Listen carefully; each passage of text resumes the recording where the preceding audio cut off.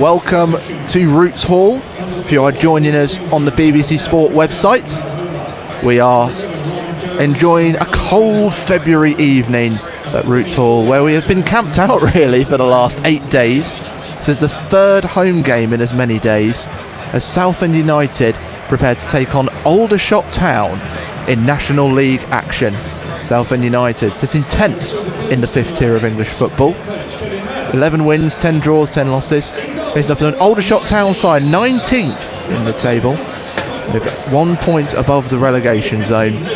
2 wins in their last 15 games, but more recently have travelled well. 1 loss in their last 4 away league matches. And as you join us, the teams have made their way out.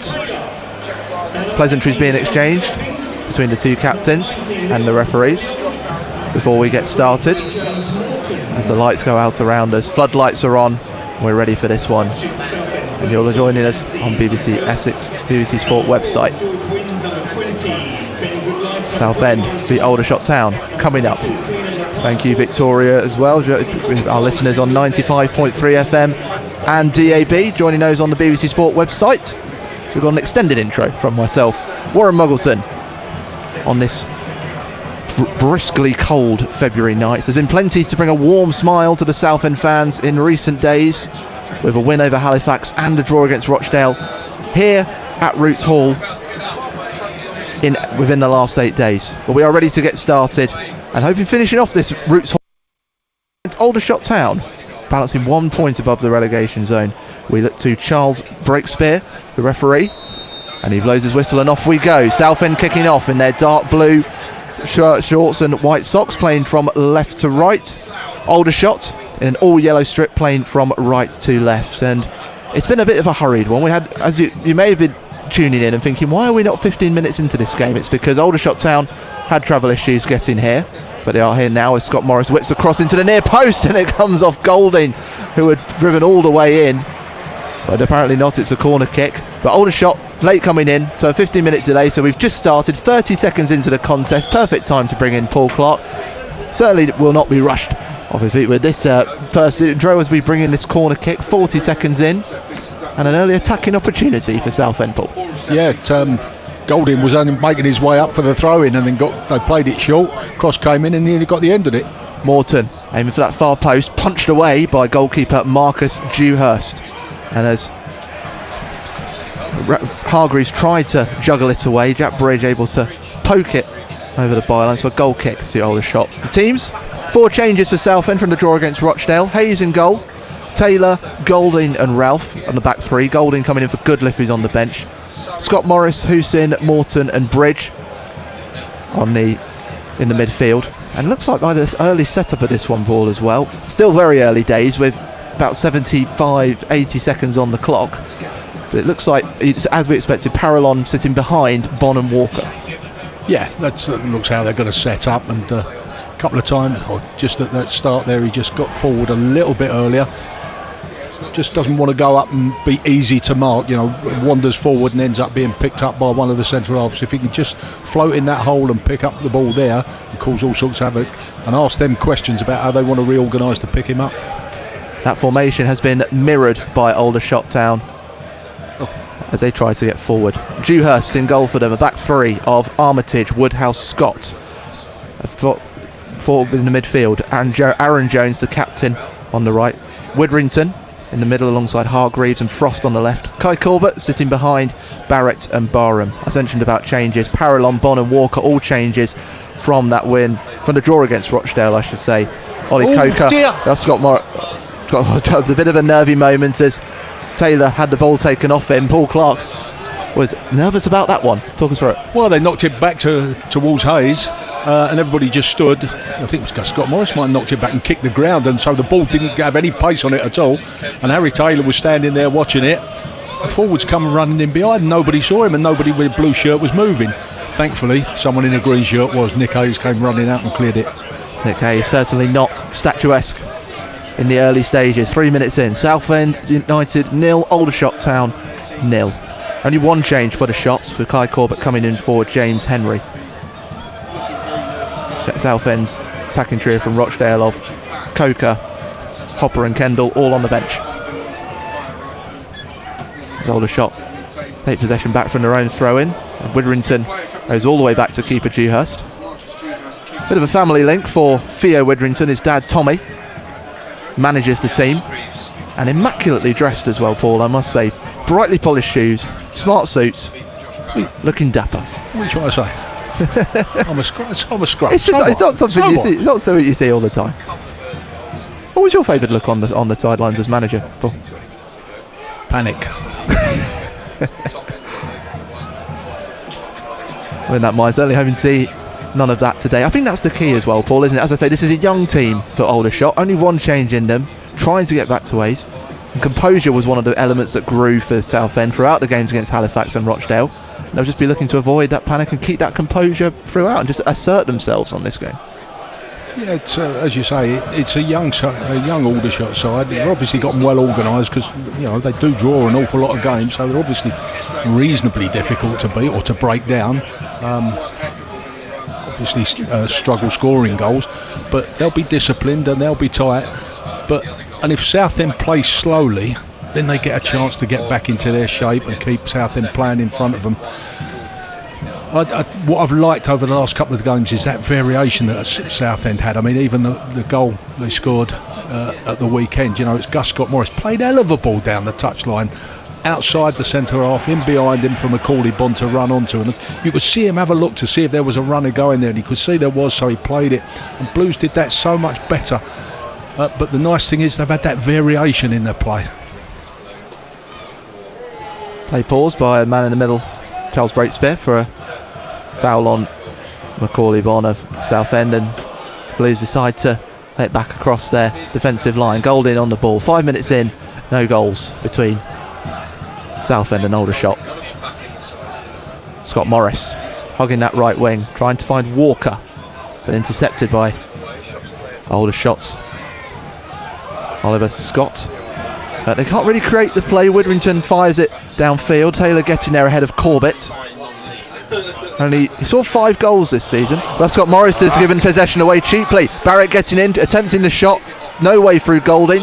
Comes off the defender. Corner kick for Aldershot. Yeah, someone needs to have a little word with Gus Scott Morris because he started really sloppily. And just there, he's just gone casually to play a ball back to Golding. He just knocked it straight to the Aldershot player. Just careless. So Scott Morris needing to sharpen up. The corner kick is lined up from the left side. This will be Josh Barrett, joint top scorer for Aldershot, 11 goals. Whips it in, aims at the near post, but Ralph with a huge clearing header. Falls to Scott, hends it back in towards the penalty area, headed across, but the captain up to defend for the Blues. Bond trying to win the aerial battle, and Hussein. They can't get it off Aldershot's big defender, which is Luca Woodhouse, only on loan from Wycombe Wanderers, doing ever so well in League One. Aldershot still keeping hold of possession from their own corner kick, and they go all the way back to Dewhurst. Bond's chased him down, but good clearance by the goalkeeper.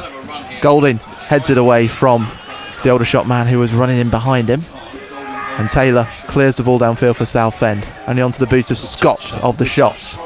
Twist and a turn from Frost, and Barham trying to get Barrett involved, but Golding intercepting for the home side. And Scott Morris, this time he finds a player with that pass. That's Bonne. Now Hussein, few spaces on that left side for Jack Bridge if Morton can find him. As the ball run across him from right to left across the centre circle. Bridge finding Walker. Has to come back into his own half. Blues now with possession, but Aldershot really harrying them in possession, Paul. But it's dangerous because it leaves Taste behind, and Walker's been found in it. Parallon calling for it on the edge of the penalty area. Walker cutting in, left side, getting the shot away. There's a touch on it and a corner kick. That's the danger of pressing, Paul. If you don't do it close enough, a looping ball over the top like that one from Ralph into Walker, eventually leading to the shot, finds the pockets behind. Well, as you say, if you don't get close enough and then people let runners go, as Aldershot did then, great run from Walker to get in there, and keeper didn't look overly convincing when he went down for that shot, did he? It did not. So Jack Bridge to loop this corner kick in from the left side. Right-footed in swinger. It's for the near post. Headed away by Frost. That was back to Bridge on the left side.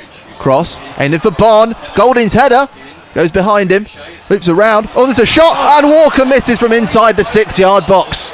Golding did ever so well to keep his composure. Loops across, Walker with the volley, and he's missed. Inside the 6-yard box, still 0-0. That's a poor miss. I'm sorry, I don't like to have a go at players, but that is a real poor miss. He's 4 yards out, ball's dropping. All you got to do is make sure you get over it. He's 4 yards out, nobody in the goals, just you can side foot it in. And he's had a big swing at it, got underneath it and blazed it over the crossbar.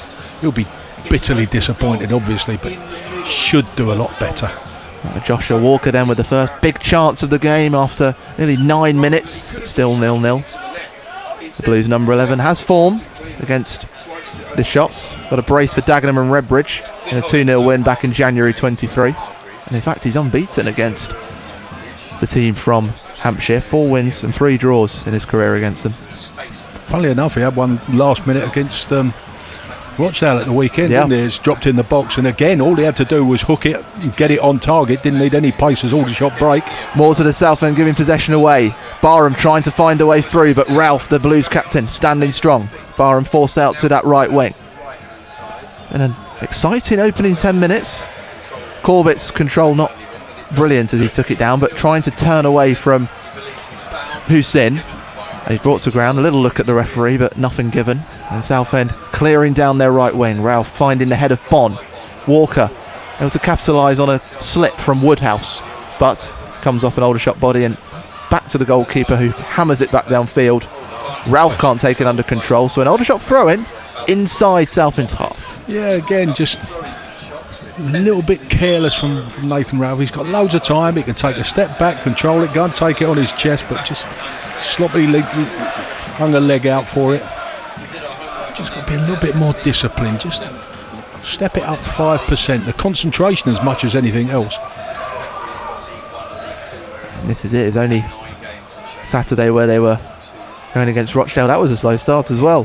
Riddington for Aldershot, trying to find Barrett, gets a head onto it, which will allow Corbett to chase this one down. Frost barreling in on that left wing. Aldershot driving towards the penalty area from the left side, cut inside, cross aimed out, but Ralph getting a head onto it. Aaron Jones, the captain, has joined the attack from the right.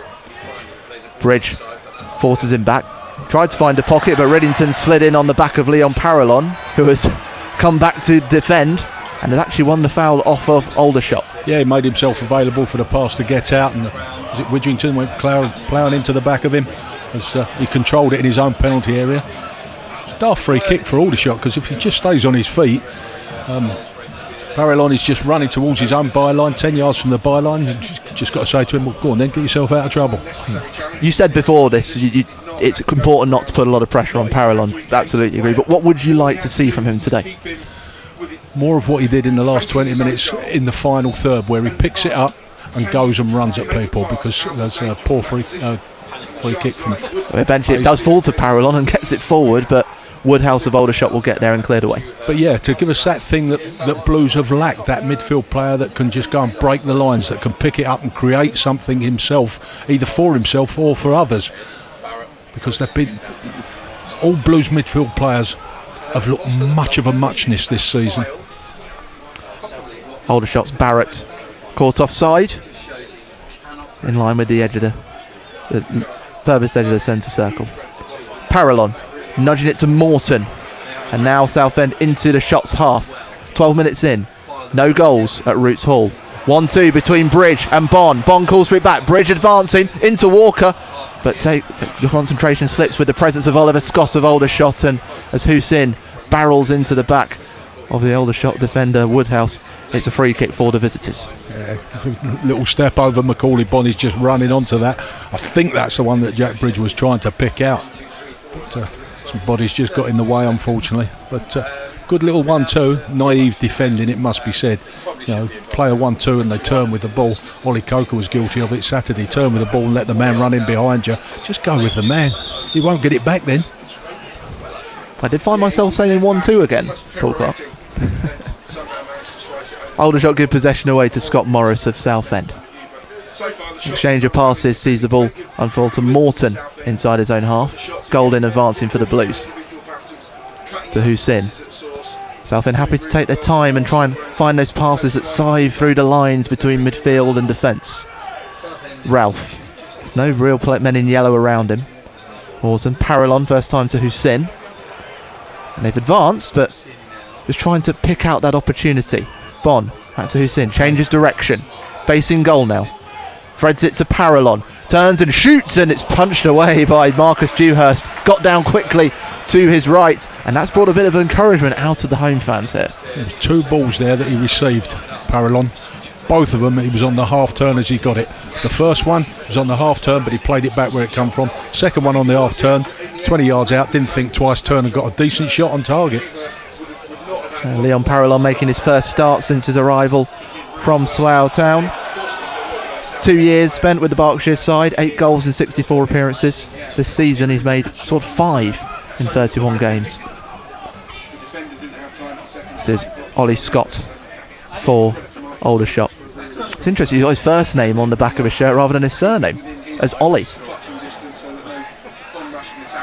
Southend winning the foul off the shots through Ollie, as I shall refer to him. A free kick for the Blues. Third one that they've won, second of them in their own half. 15 minutes in, no goals between Southend and Aldershot. But giving it to Parallon, his first touch was heavy and cleared away by Woodhouse. Golding though, can't find Taylor. And Barham on the end of it, finding Barrett. Cuts into the penalty area, and it's a mess up of the shot by Barrett.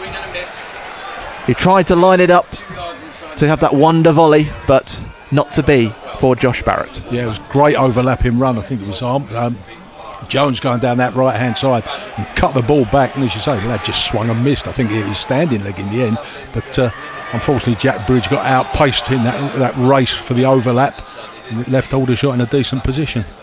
Blues in possession in their own half. Scott Morris again has to go back to Golding. Made him do a lot of work though with the ball, and it comes back to Taylor.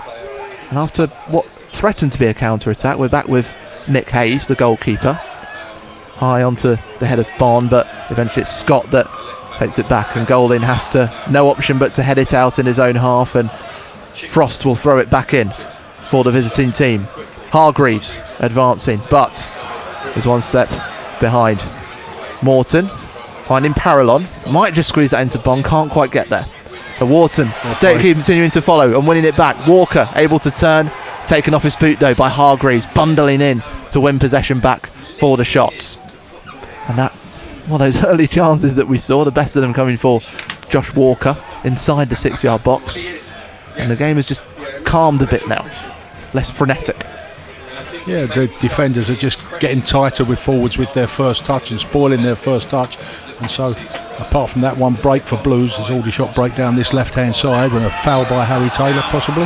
Yeah, foul by Harry Taylor on Jack Barham, hugging the left wing. So it'll be a free kick for the visitors. Yeah, so there was that one clear break where someone got away, but the rest of the time, every time anybody's received the ball, there's been someone snapping at their heels. And the disappointing thing is the balls that they're receiving are either the wrong side or the wrong way pace, which gives the defender or the opposition, because both sides are doing it, a chance to have a little dabble at it and spoil that first touch. So there's no continuity in the passing. So Josh Barrett lining up this free kick for Aldershot after 17 minutes. Aims towards the far post. There's a climb, but judged to have been a foul at the back from Luca Woodhouse. So free kick for the Blues. Nothing given with that one. And still goalless at Roots Hall. Notts County taking that early lead against Colchester United at Meadow Lane, leading 1-0. Plenty of other action taking place, and we'll keep you up to date with that on BBC Essex Sport on 95.3 FM DAB and the BBC Sport website. As Hayes tried to find Walker, but it was Armitage heading away. Nice composure from the Southend defender Golding. You say Hayes trying to find Walker, that's the problem. He shouldn't be trying to find Walker. He should be looking at Bond and Gus Scott Morris. And Parallon, who's just won the ball back for the Blues inside the Shots half. Exchanging passes again. He seems to be at the centre of all the passing movements for the Blues at the moment.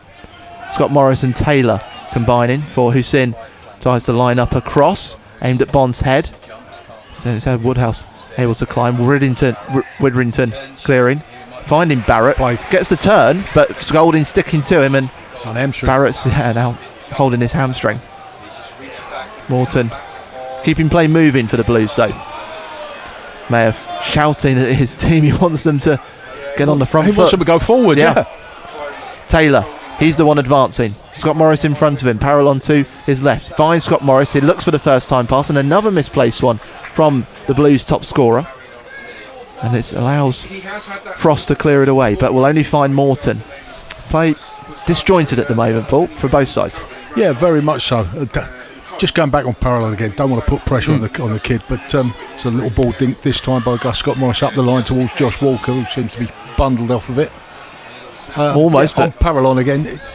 Watching him, when someone is on the ball like a Gus Scott Morris, for example, he's always looking around over his shoulder. There might be a break for Aldershot. Falls to Barrett, driving towards the penalty area. It was a clever one from Corbett to find him. Barrett still twisting and moving past Taylor, but the shot lacks accuracy and it flies over the upright and always hits the clock on the Frank Walton stand. That's how high the shot went. Yeah, and he turns around, holds his arm out, looked at the pitch and said it bobbled up. And to be fair to him, I think it did just sit up on him as he went. But just going back to parallel again, you watch him, he moves and he looks over his shoulder, then he checks back. He's always making little angles and turning, looking to see what's around him.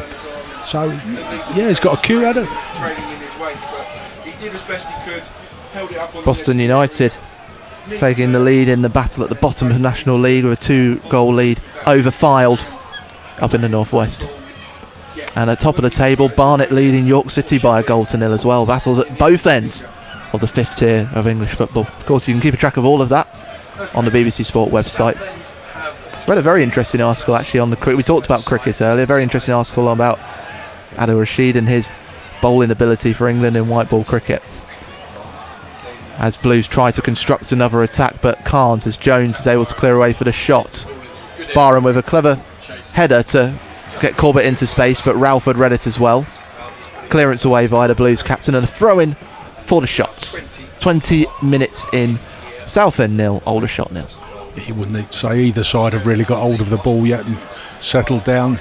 Everything's a bit frenetic, a bit harem scarum, and they're all trying to play and try to pass, but it's just not quite working for either side at the moment.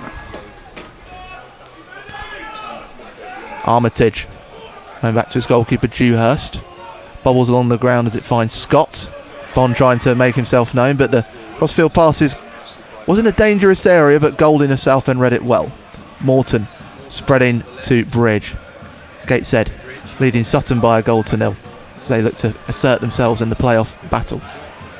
Armitage, and we go full circle as the Aldershot defender goes back to his goalkeeper, who then goes from right to left into Scott. This time space for the left centre back. Again, he looks for a dangerous area into Corbett, and again Golding with the vital touch. Barham had it taken off him. Widrington finding Barrett, who's finding space to turn for the shots in dangerous areas. Jones is captain, gives it back to his number 10. Muscles away from Golding. Widrington lofts it into the penalty area, looking for Jones, but Hayes, the goalkeeper for the Blues, had read that well. And now Mayer urging all his men to get forward. Yeah, and again he's picked it up, he's run to the edge of the box and he's looked to start things quickly, and Blues actually had Bond and Walker and Gus Scott Morris up there, and he just kept hold of it because not one of them moved as if to say, go on, put us away. Touch.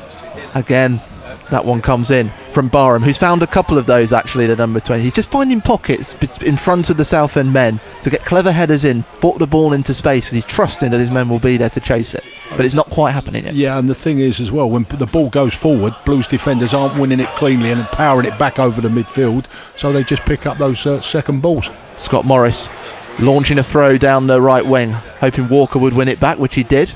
And Scott Morris gets it back, a drive into the penalty area, but taken off him by Frost, and the shot's able to clear away. Again, they look for the head of Barham, takes it on the chest, turning, and plays it into Barrett, who's drifted to the right wing. Players joining him in yellow, flooding down the field at Roots Hall.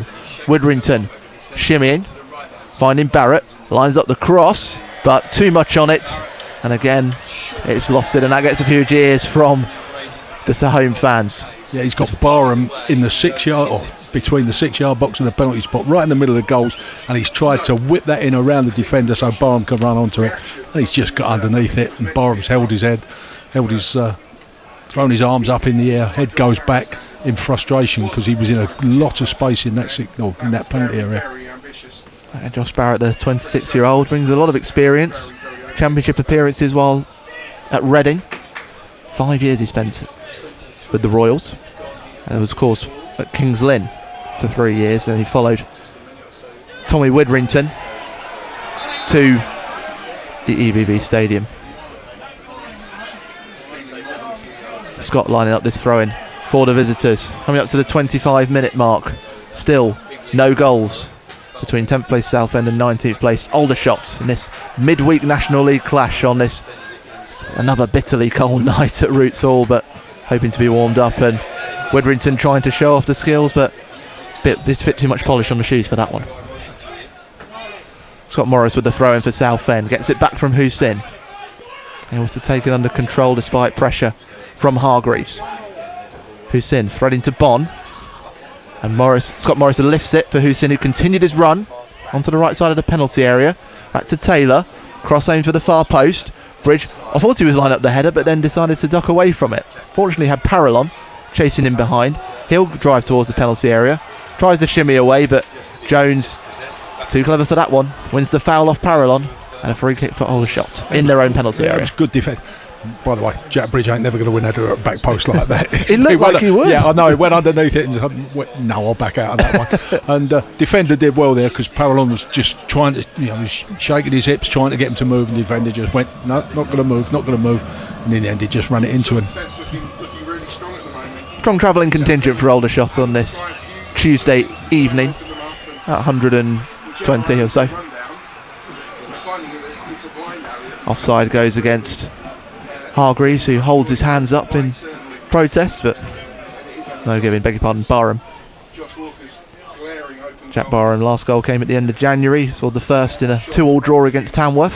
He's got 9 for the season, and any listeners who have followed Tilbury might recognise him from his time during the 2016-17 season with them.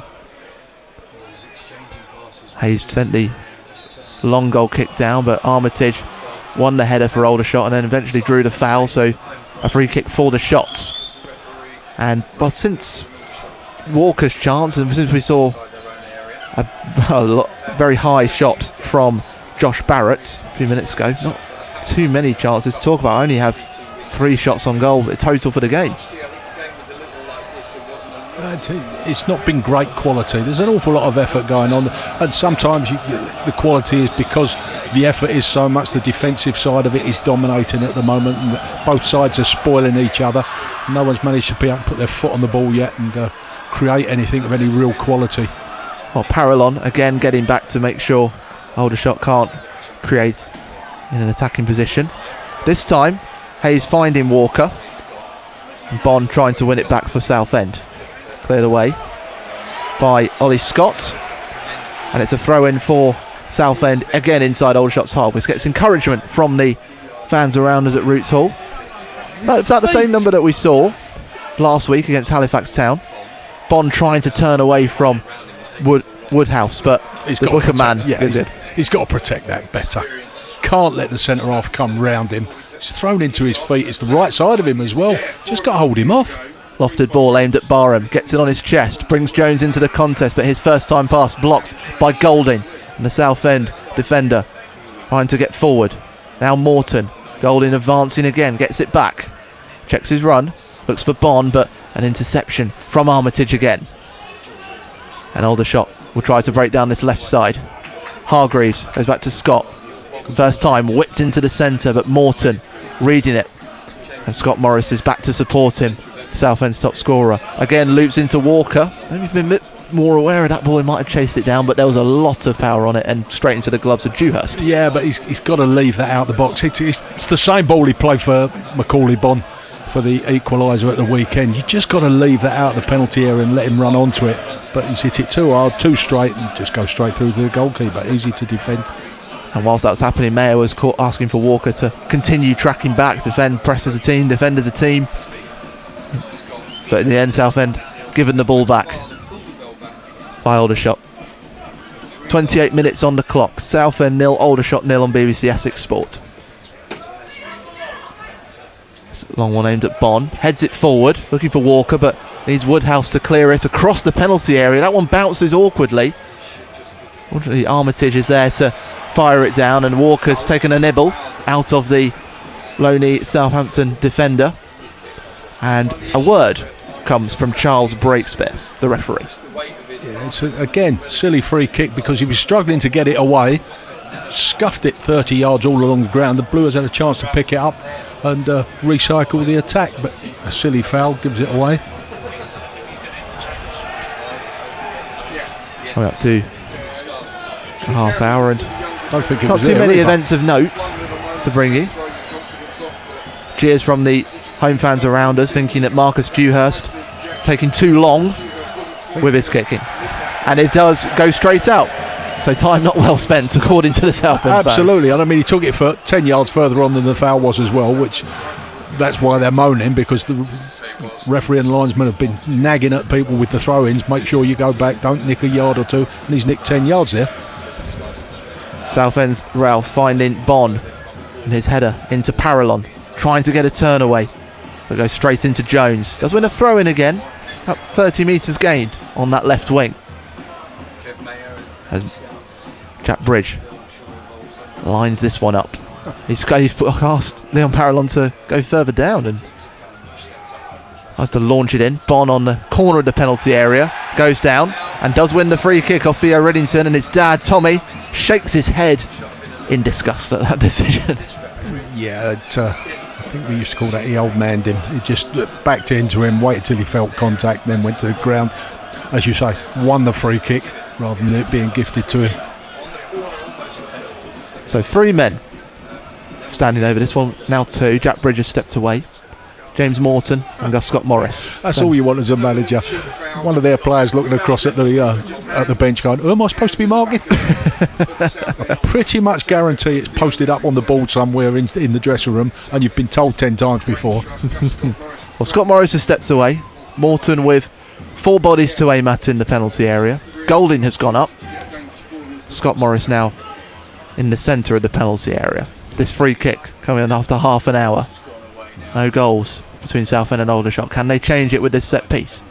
Morton on the left side whips it in, glanced off the head of Walker but cleared away by Woodhouse. Parallon picking up the pieces, driving forward into the penalty area, but it's Jones's presence sees him lose his composure, and Widrington clears it away. Corbett able to clear and push it down towards Southend's half on the turn, but Ooh. Taylor getting there first. Nervy moment as Hayes thought about his options with Barham, who's bright and full of energy. Tried to chase him down, but Hayes keeping a cool head. He ain't got the greatest first touch, has he, Hayes? I mean, even that one popped off him just a yard further than he would have wanted. He has history already of beating Aldershot this season. Was the goalkeeper for Barnet's 1-0 win at the EBB Stadium at the end of September. Hussein trying to find Bonn. It bounces off of Walker, the number 9 for Southend, tracking it back, having to turn, and concedes the foul on Woodhouse.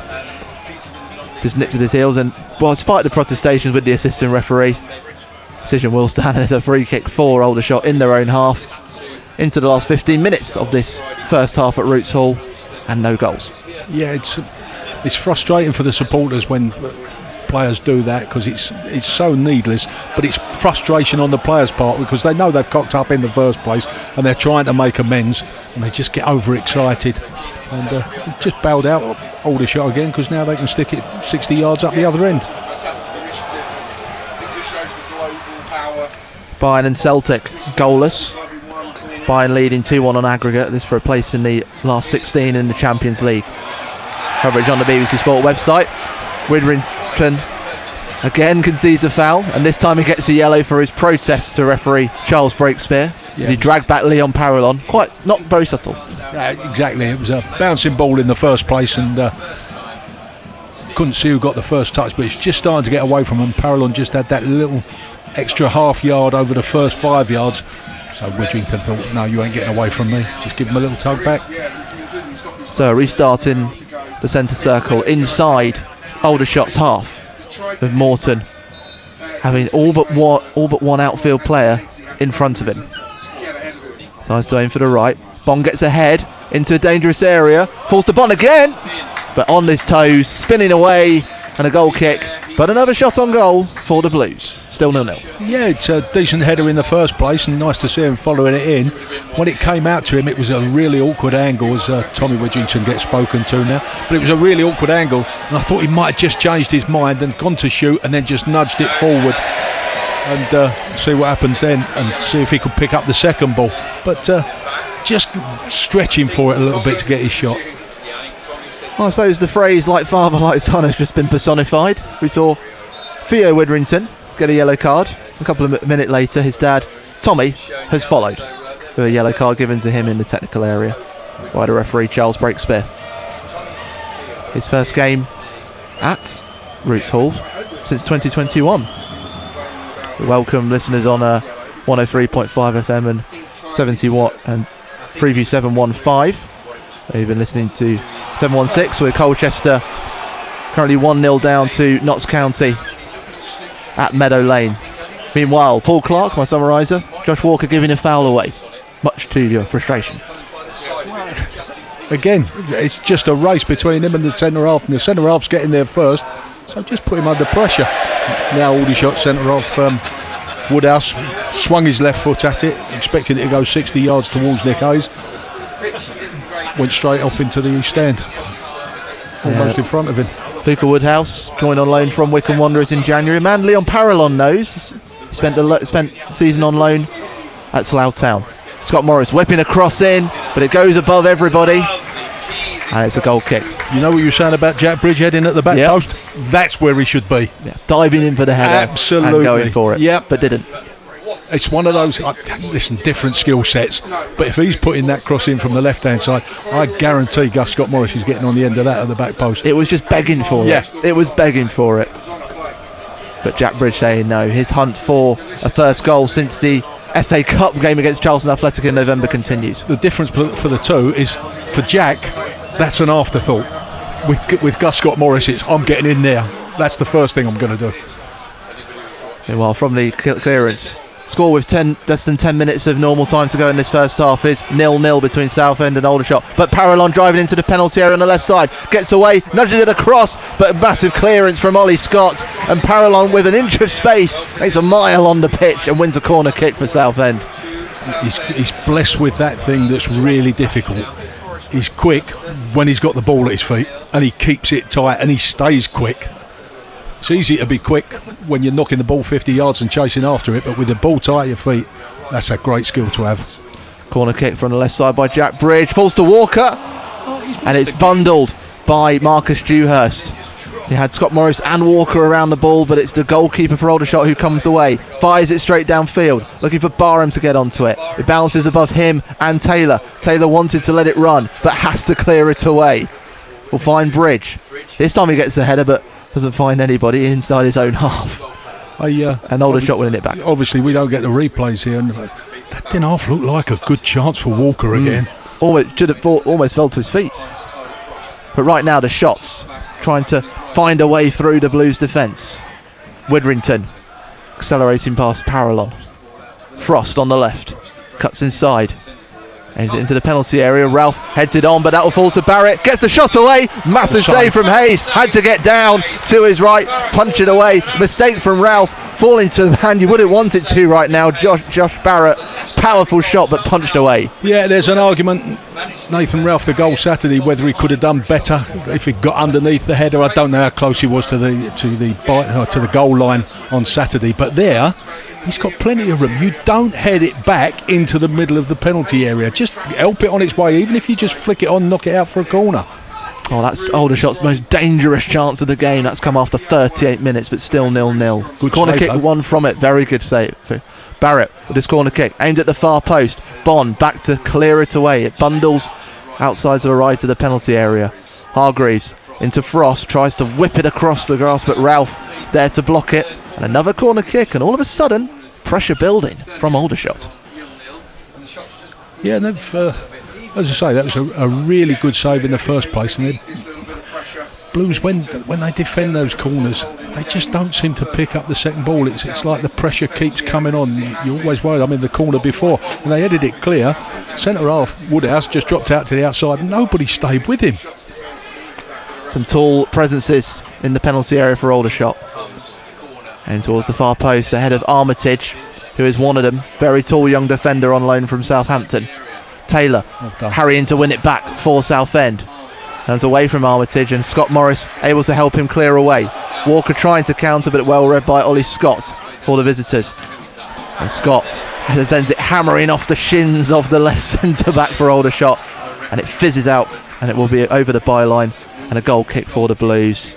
Still 0-0 at Roots Hall, but Aldershot asking some serious questions there. Will Armitage, who has faced Aldershot this season with the Southampton under-21s in the National League Cup, suffered a 2-1 defeat at 2-1 defeat at the EBB Stadium. Goal kick finding Scott Morris for Southend. Bond trying to turn away, but Woodhouse walking away confidently after winning that battle as Hargreaves drives down towards the right. Barham again finding space into Jones. Barham gets it back, able to turn and drive forward. Ball spill to Corbett, and Aldershot enjoying possession on the edge of the final third in Southend's half, but now they work back. Woodhouse across to Ollie Scott. Now the edge of the penalty area, thinks about the cross, cuts it back. Yeah, there is a bit of bobble on that pitch in that bottom left corner. Woodrington assesses his options. Scott tries to thread it into Frost, but intercepted by Scott Morris, and he tried to feed Parallon on the right wing, but it bobbles out for a throw-in and a jump in the air of frustration for Scott Morris. But still 0-0 as we enter the last 5 minutes of the normal time in this delayed kickoff. Scott Morris winning it back. Now what can Southend do with the ball with options in front of them? Scott Morris turning back into Hussein. He wants to get it across. Outside pass intercepted by Barrett. And Widrington for Aldershot lofts it into Frost. Space on the left side of the penalty area for him, but again has to check back to the man who gave him the pass. Widrington finds Barrett inside the penalty area. Takes four Southend players around him, but still manages to wriggle away. Goes back to Frost.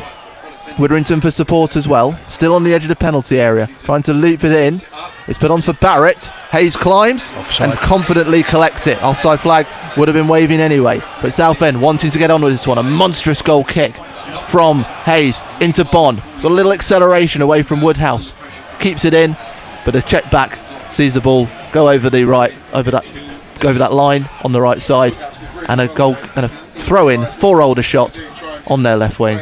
0-0 still. Yeah, and it was unfortunate. It was nice to see Hayes get it and then try to pick Bond out, and Bonds took the centre half underneath it, then turned into a foot race, and he was unfortunate when he got up there. They couldn't keep it in play, but it's pinned Aldershot deep in their own final third. As I say, it was just nice to see them try to do something quickly on a counter-attack.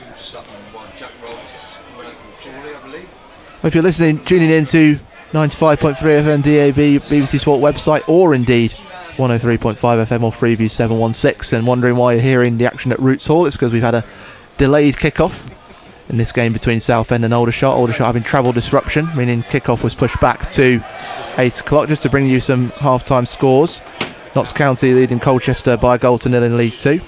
Barnet leading York 1-0. Ebbsfleet and Forest Green all square, the bottom team, hosting one of the promotion chasers.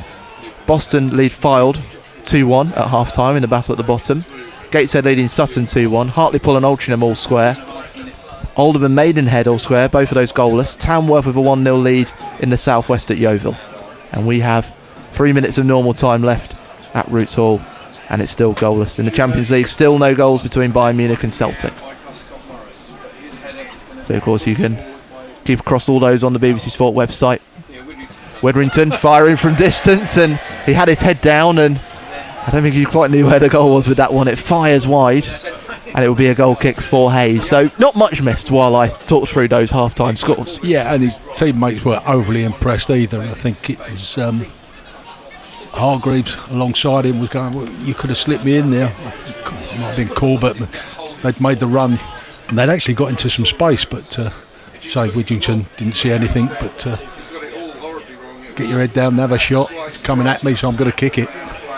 With a mishap with the header from Woodhouse of Aldershot, and Scott Morris winning it for Blues inside the final third of Aldershot's half.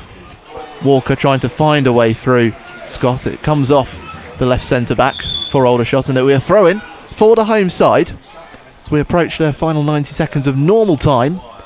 No goal still between 10th place Southend and 19th place Aldershot. By the way, you don't see that much now. Look, Aldershot left 3 people up. Expecting a counter. Parallon giving it back to Scott Morris. Scott trying to win it back, but Parallon shimmying away and driving forward. Lovely movement from him. Back into Scott Morris, but behind now the top scorer. And now this is where the 3 men come in, because there's a burst downfield for the shots. Counter-attacking with pace through Frost. Barrett to his left, but Frost keeps it moving. Finds Barrett. Shimmying past Taylor. Getting the shot away, but it comes off Taylor and bounces into Parallon, who clears it back downfield. And that will bubble out inside Aldershot's half. But that was a blistering counter-attack from the shots. Yeah, young Parallon did well there because he tracked all the way back the full length of the pitch. But it was interesting to see that from Aldershot, because nobody does that anymore. They left 3 players up and it was 3 against 3. And then when the lad breaks out, because he's now breaking out with the ball, it's now 4 against 3. Scott Morris winning it for Southend, and that's for a cross-field pass, parallel with the byline. Nice. Looking for the bridge, but I think that's a generous description. Yeah, to call that a pass is very, very generous. It's just a lump over to the other side, and it's gone out for a throw-in with not a blue shirt within 20 yards of it. 4th official, Morgan Conn, putting his board up. 1 minute of additional time. Hardly surprising, really, where we've had a good glance at goal for both teams, and nothing majorly threatening, but maybe this could be something. Walker juggling with the ball, pushing it out to the left. Bridge will get there, but the referee's already blown his whistle. A foul by Widrington, a 3rd one for him, already in the book as well, so has to be careful.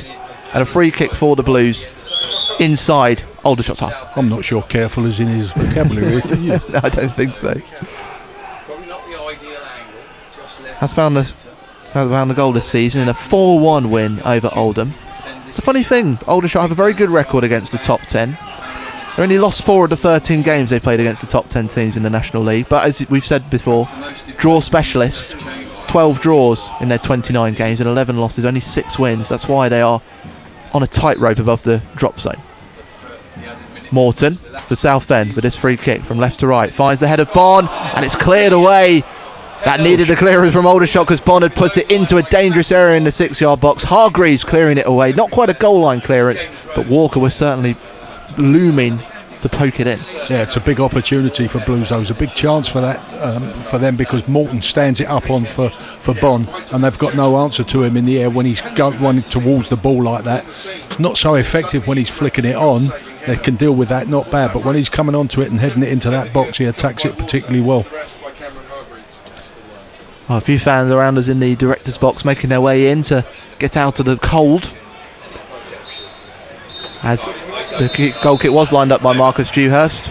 Referee decides he took too long, and I think, like most people going in, they'll be glad to see that half over, which has been rather uneventful, and that's why we go in 0-0 between Southend and Aldershot.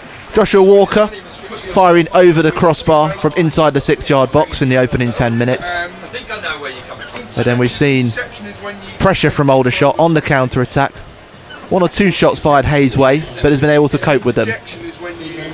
And right now, a lot of flashbacks to that goalless draw in October between these two teams. And if something doesn't change at the moment, Paul, looks like we're heading that way. Yeah, it was an awful lot of huff and puff and effort, but very, very little quality.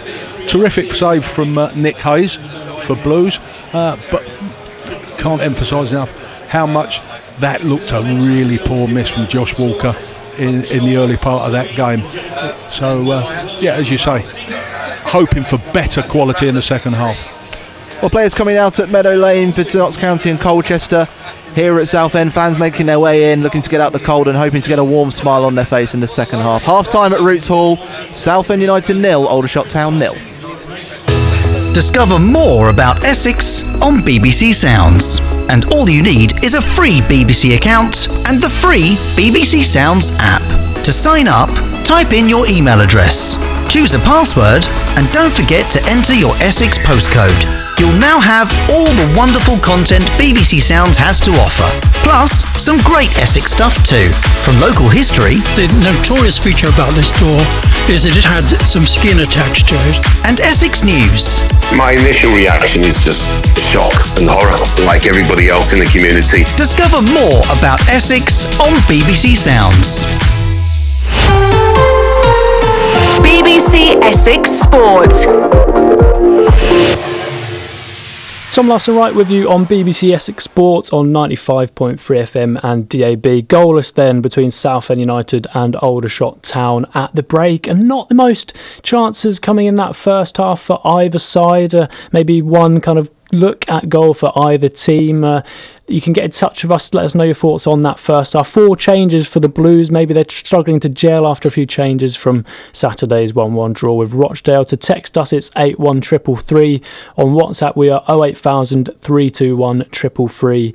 Start your messages and your texts with the word Essex. Nemo's been in touch. He said the pitch looks a bit heavy tonight, and he says Nick Hayes' kicking not been the best this evening, but a 0-0 at the break. Chances I've written down: Josh Walker early on volleying from very close range, probably the best chance of the match so far for Southend United, and Leon Chambers-Perillon on his first start for the Blues, taking aim from distance but failing to really test the palms of the Aldershot Town goalkeeper. It's 8:48 here on BBC Essex Sport, so we'll get back to Roots Hall for the delayed kick-off match, which is goalless at the break, Southend United against Aldershot Town. Just to take you through what's going on elsewhere in the world of football, in the Champions League, the knockout round playoff second leg. First time we're experiencing this in the new format of the competition. Earlier on, it finished AC Milan 1, Feyenoord 1, which meant the visitors Feyenoord went through 2-1 on aggregate, so they progress to the round of 16. Elsewhere, Atalanta 0, Club Brugge 3, which puts them 4-1 up on aggregate. That's just approaching half-time there, so it looks like Club Brugge are on course to book their place in the next round of the Champions League. The one involving a British team, Bayern Munich against Celtic, is goalless at the break. It's just gone half-time in that one. Bayern Munich leading by 2-1 on aggregate. And finally, for now, it's Benfica 1, Monaco 1, which is 2-1 to Benfica on aggregate. Again, that one just approaching half time. In the Championship, it's just been a goal at Preston North End 1, Millwall 1. It's just got into the second half up there. Dropping down to League One then, lots of fixtures involving this division tonight. Starting at Crawley, it's Crawley 1, Wigan 1, Mansfield 0, Lincoln City 1. Shrewsbury Town are holding one of the promotion chasing teams, Huddersfield Town 0-0.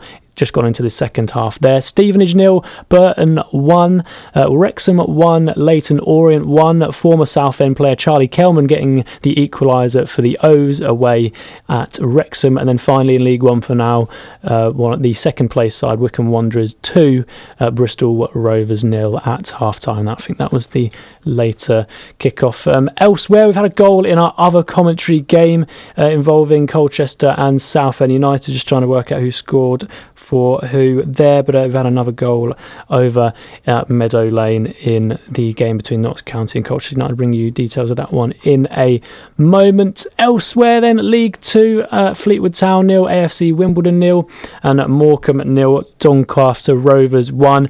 And in the goal involving Colchester United, Tyrese Simpson has equalised for the U's. So starting in ahead of Lyle Taylor for Colchester away at Notts County, and just getting underway in the second half there, and the U's have fought back the goal from Tyrese Simpson, the forward on loan at the club. Dropping down to National League then, the Southend United's division, they're goalless at home to Aldershot Town. Elsewhere, Barnet, the league leaders, 1 up at home to York City.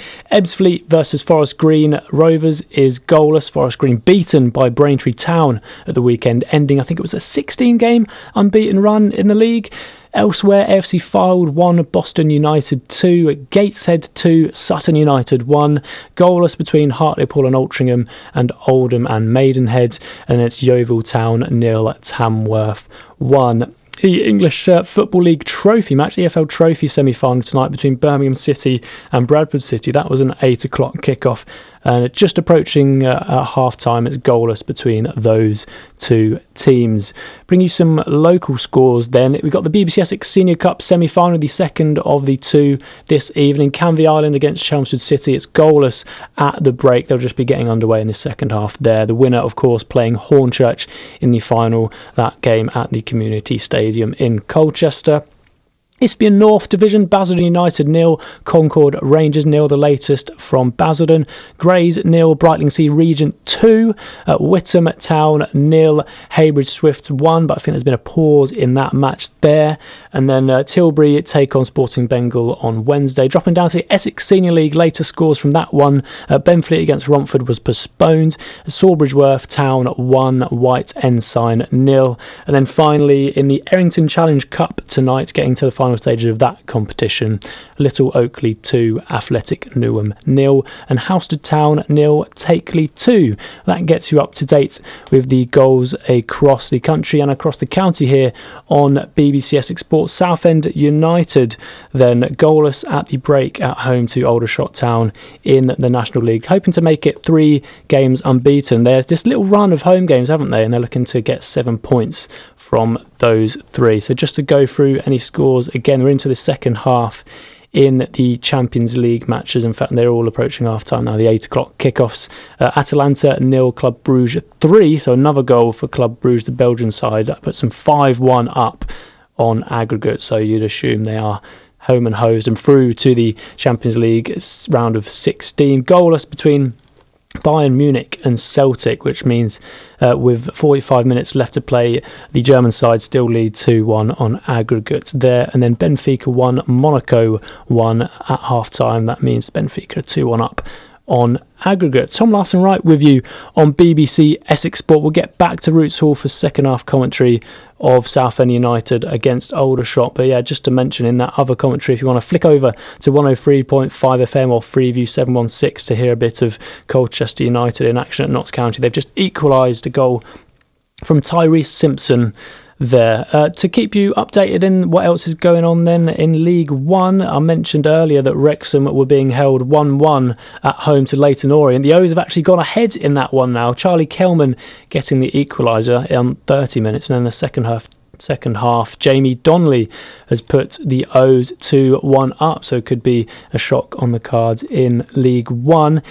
In League 2, though, it's still Fleetwood Town 0, Wimbledon 0 and Morecambe 0, Doncaster Rovers 0, and you've already heard about Notts County 1, Colchester United 1. In fact, it's gone down as a Johnson own goal, so we'll have to have a look at that one, get the dubious goal panel out to decide whether it will stand as a Tyrese Simpson goal or as a own goal for Notts County, but the U's looking to take some more points off one of the promotion chasing sides in League 2. In the National League, though, Southend United could, if they manage to get a goal and move and take all 3 points at home to Aldershot Town, they of course could move within 3 points of the National League playoff positions. Disappointing not to get the win over Rochdale last time out, that 1-1 draw. Macaulay Bond's hard work down the flank, getting that cross in and eventually leading to an own goal in that one. And then Blues really pushing on strongly to try and find that winner, but couldn't quite manage it. Are we going to have a case of the same tonight? We'll have to wait and see. But 4 changes for the Blues. What have you made of Leon Chambers-Perillon, if you've been listening or watching along? His first start since joining the club. The Oxford City, former Oxford City player, that central midfielder. We saw a little glimpse of him, didn't we, against Rochdale. He seems to be a player who can drive through the middle of the pitch, central midfielder with the ball. Is that something the Blues have been missing? Ordinarily, the likes of Noor Hussain, Cav Miley, James Morton playing in those 2 holding midfield roles. I'd like to hear your thoughts. You can get in touch with us. Text us 81333 on the text. WhatsApp, it's 08000 321 333. Start your texts and your WhatsApps with the word Essex. On X, formerly Twitter, we are at BBC Essex Sport. And if you prefer to get in touch the old-fashioned way, it's essex.sport@bbc.co.uk. Just having another look at any goals going in whilst we're waiting for action to resume at Roots Hall. It's almost half-time in the EFL Trophy semi-final. Birmingham City against Bradford City, still goalless in that one, of course. A place at Wembley, the prize, if anyone were to make it all that way. Colchester knocked out, I think it was the first or the second round, wasn't it, this time? Southend in the FA Trophy. Tonight's opponents, incidentally, Aldershot Town, they will play Sittingbourne in the next round of the FA Trophy. So it would have been Southend versus Aldershot Town had the Blues managed to get past Sittingbourne in that last-minute goal they conceded at home to the Tide. The lowest ranked team left in that competition, aren't they, Sittingbourne? But we'll have to wait for another season to see if the Blues can go any further in the FA Trophy. It's coming up to 8:57 here on BBC Essex Sports. BBC Essex Sports.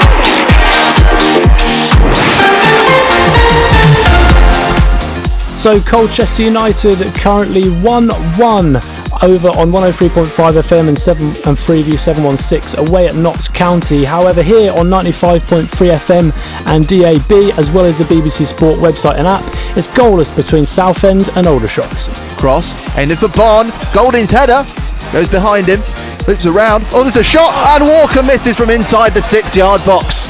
Yeah, that's the closest we've come so far here. Southend United trying to find a way through Aldershot Town. Josh Walker coming the closest from a volley, which was from just a few yards out, but not managing to find the target. So then, on 95.3 FM, DAB and the BBC Sport website and app, it's time to rejoin your commentary team of Warren Muggleton and Paul Clark for the Blues against Aldershot Town.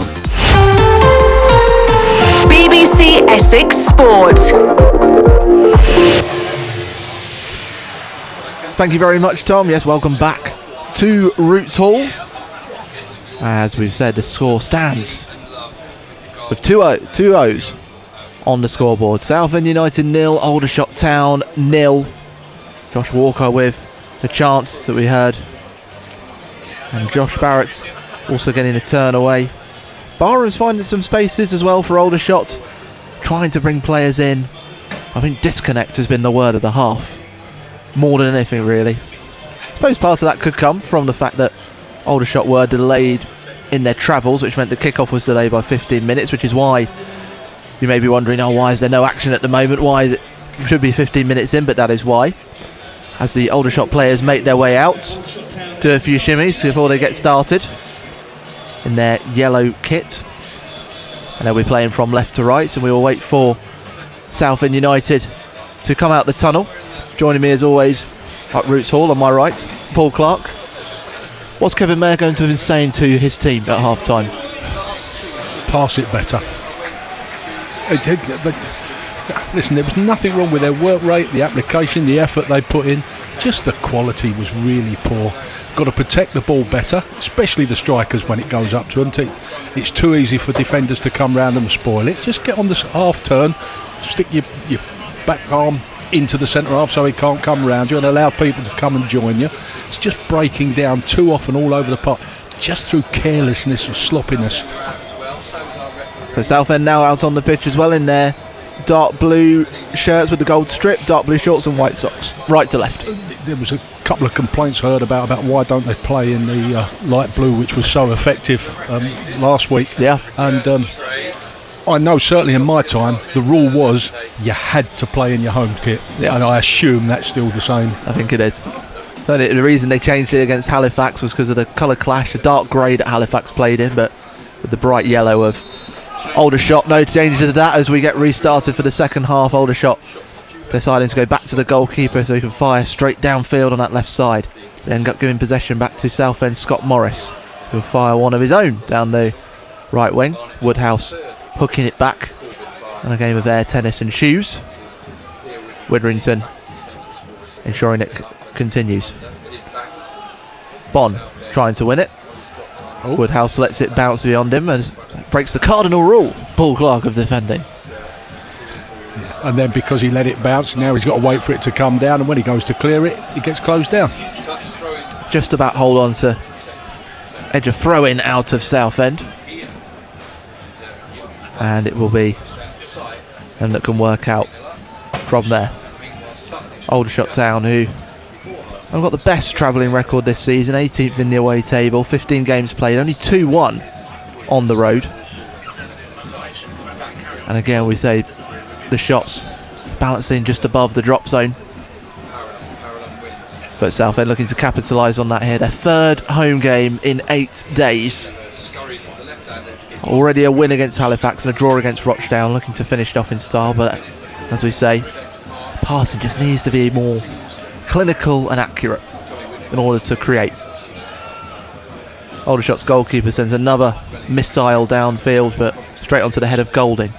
Morton ends up bundling over Kai Corbett. There will be a free kick for Aldershot. Let me just talk you through the teams again. No changes at half time.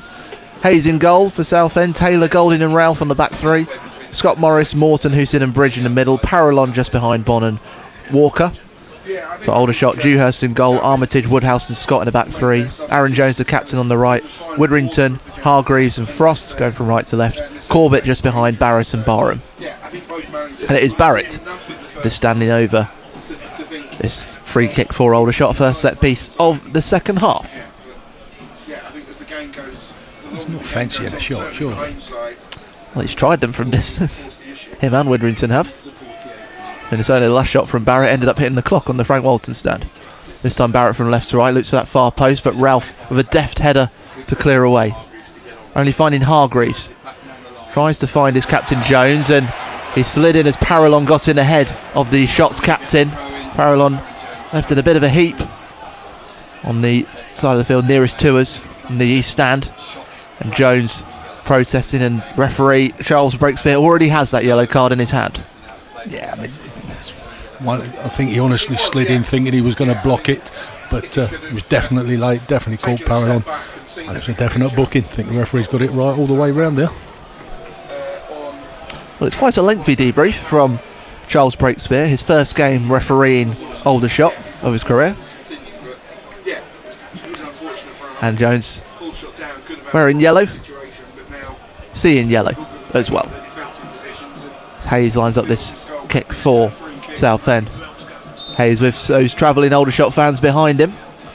Travelling decent numbers, about 100 of them. He finds Bon, gets a head onto it. It's a bit messy with the clearance, but Scott able to fire it back downfield. Golding chasing this, but Hayes quite able to take that one down and bring it back into Taylor. Ball back on the ground, Southend back on the move going forwards. But Parallon sends it backwards to his former Oxford United colleague, James Golding, who is on loan from the Championship side. This is looking more composed. Scott Morris with the outside of his boot, covering to Hussein. Checks back into Taylor. And it has been a bit of a regular habit. We'll see Southend improve after half time. We certainly saw it against Halifax and against Rochdale. Scott Morris looping into Walker. So the Blues continue to hold on to possession. Ready ball into Hussein. That's Scott Morris and Walker. I thought Scott Morris was going to chase that. Walker got there, but an Aldershot defender also got in ahead as they cleared downfield. But as the ball comes back to ground after an exchange between the teams, it's Parallon trying to attack for Southend on his first start since his move from Slough Town. Bridge now on the left wing. Parallon with the overlapping run, but Bridge continues to go infield. As the 360 turn, Ralph has gone forward as well, the Blues captain. Now out to Parallon, nudges it forward, gets beyond, now driving to the penalty area, can't get the cross away, but again Parallon finding those pockets, getting that acceleration, and now winning a corner kick off Aldershot. He's got that, he's got that burst of pace over 5 yards. So there, for example, it's not a fancy trick to beat the lad, he's just knocked it past him, a little dink 5 yards past him, and then sprinted round him, and now he's running in the box along the byline, and everybody's frightened to death to touch him. And the reward is this corner kick, the first one of the second half. After 5 minutes of it, 50 minutes played, still goalless between Southend and Aldershot. But Jack Bridge with a corner kick from the right side as a latecomer into the director's box comes and everybody stands. It's whipped to the near post, it bobbles across, it might fall to Golding, but it trickles out, and it is a corner kick. Aldershot defender last touched it.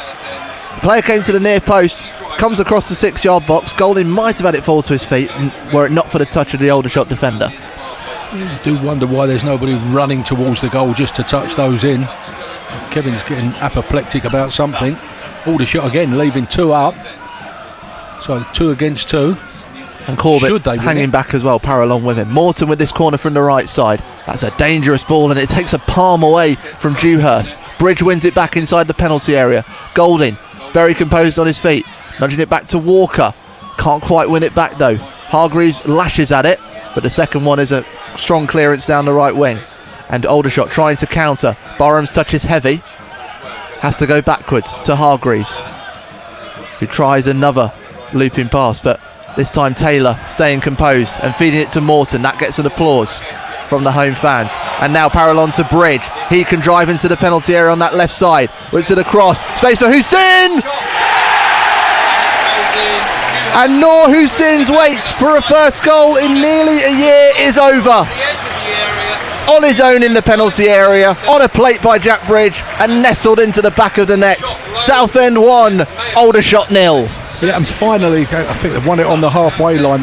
Aldershot initially defended the corner okay, and then got it up to the halfway line where they'd kept the 2 men up. But unfortunately, I think it's Harry Taylor didn't let the lad turn on it, towed it away to Jack Bridge, and then finally Jack just ran at somebody, and then instead of checking back, got his head up, rolled it across to the edge of the box where Noor Hussein is there, calmly planted it in, side footed in. Not sure if it got any kind of deflection on the way. The keeper seemed a bit flat-footed. There wasn't a lot of pace on it. But a great counter-attack from Blues. Well, the call at half-time was for better passing and a move constructed by the deft touch of Taylor into Morton, finding Bridge, and Hussein on his own to get his first goal of the season. And that's put Southend in front, and those warm smiles on faces around us on this cold February evening. It's 1-0 to Southend, 7 minutes into this second half, and the mood has suddenly changed. The question now is, how can they build from here? They don't want to sit on the rest on their laurels. No, absolutely. I would be expecting them to build from here, because you would think now, right, that will give them a little bit of confidence. They've broken the stubbornness of Aldershot. Now they can relax a little bit and play. And Aldershot obviously got to show some intent to come out and try and get themselves back in the game, so it might just open up a little bit more for Blues. Noor Hussein, I think he'll be very pleased to get himself back on the scoreboard. As I say, that last goal, he equalised for Southend on a trip to Oldham back at the beginning of March last year. I'm just glad he actually got in the box finally, and that's what happens when you do get there. It's been a long time, a long wait. Walker heading on from a long goal kick. As it's straight forward, Bridge looking for Parallon, and it's a bit of a mess, and Walker heads it forward, but Jones was straight there. A few calls for handball from some of the fans around us, but nothing given by the referee, and I don't think there was much appeal from the players either. But all of a sudden, Aldershot being treaded apart in the defence. Yeah, again, it's just panic defending. It was a long punt forward, and lads headed it out. Again, Walker had a chance, couldn't get any meat on the header to knock it over. Ralph, this time he'll find Walker, but only gets the top of his head onto it, and it will bobble to the Aldershot goalkeeper, Marcus Dewhurst.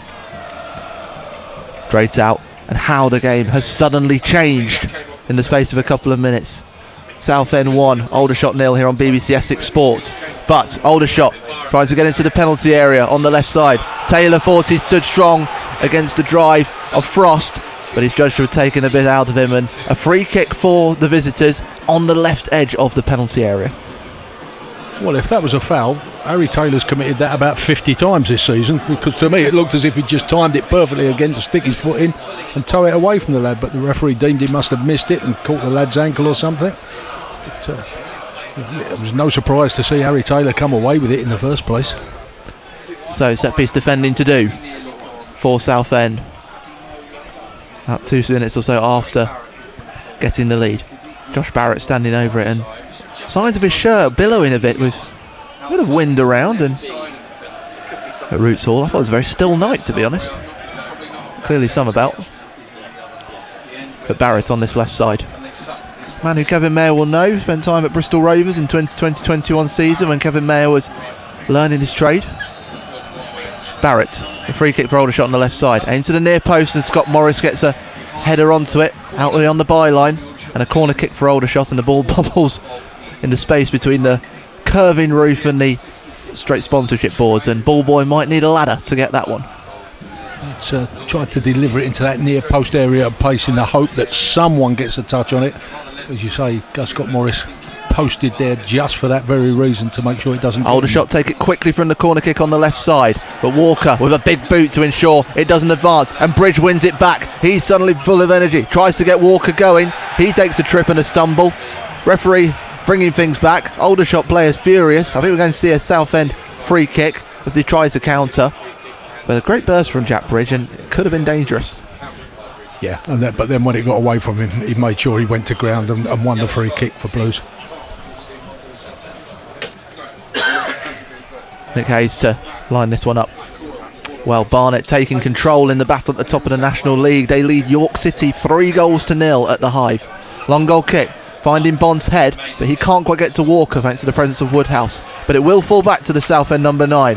Whipped across, but spinning away and over the byline for a goal kick, and Bond hoping to try and recreate the sort of crosses that set up that own goal by Rochdale on Saturday. Yeah, just getting a rollicking from Kevin there, because that one was never on. That's the one where you want him to turn out and recycle it again. Quite a humdinger in the North East as well in National East. Gateshead were 2-1 up against Sutton United going to half time. Sutton with 2 goals after the break to lead 3-2. Of course, all those scores on the BBC Sport website. Golding heading the ball forward. Bond bringing it down to find Hussein, the scorer. First time we've said that this season for the Blues midfielder. He lofts it forward, gets the header to Bond, flicks it into Walker. He's on his feet, but tries to bring Scott Morris in. The presence of Scott though for Aldershot means the ball bubbles back to Dewhurst, the Aldershot goalkeeper. Yeah, again, he just needs to protect it, then actually play it round behind the defender rather than play it in front of him, because then the defender just steps out and wins it, and Scott Morris got no chance. He wants it played beyond the defender so he can carry his run on and get it. Aldershot now thinking, how do they move forward? Woodhouse deciding to go for the direct approach. Barrett climbed for the header, but Taylor got it. Hargreaves to Widrington. The shots in possession in their own half, down by a goal to 0. Good run, son.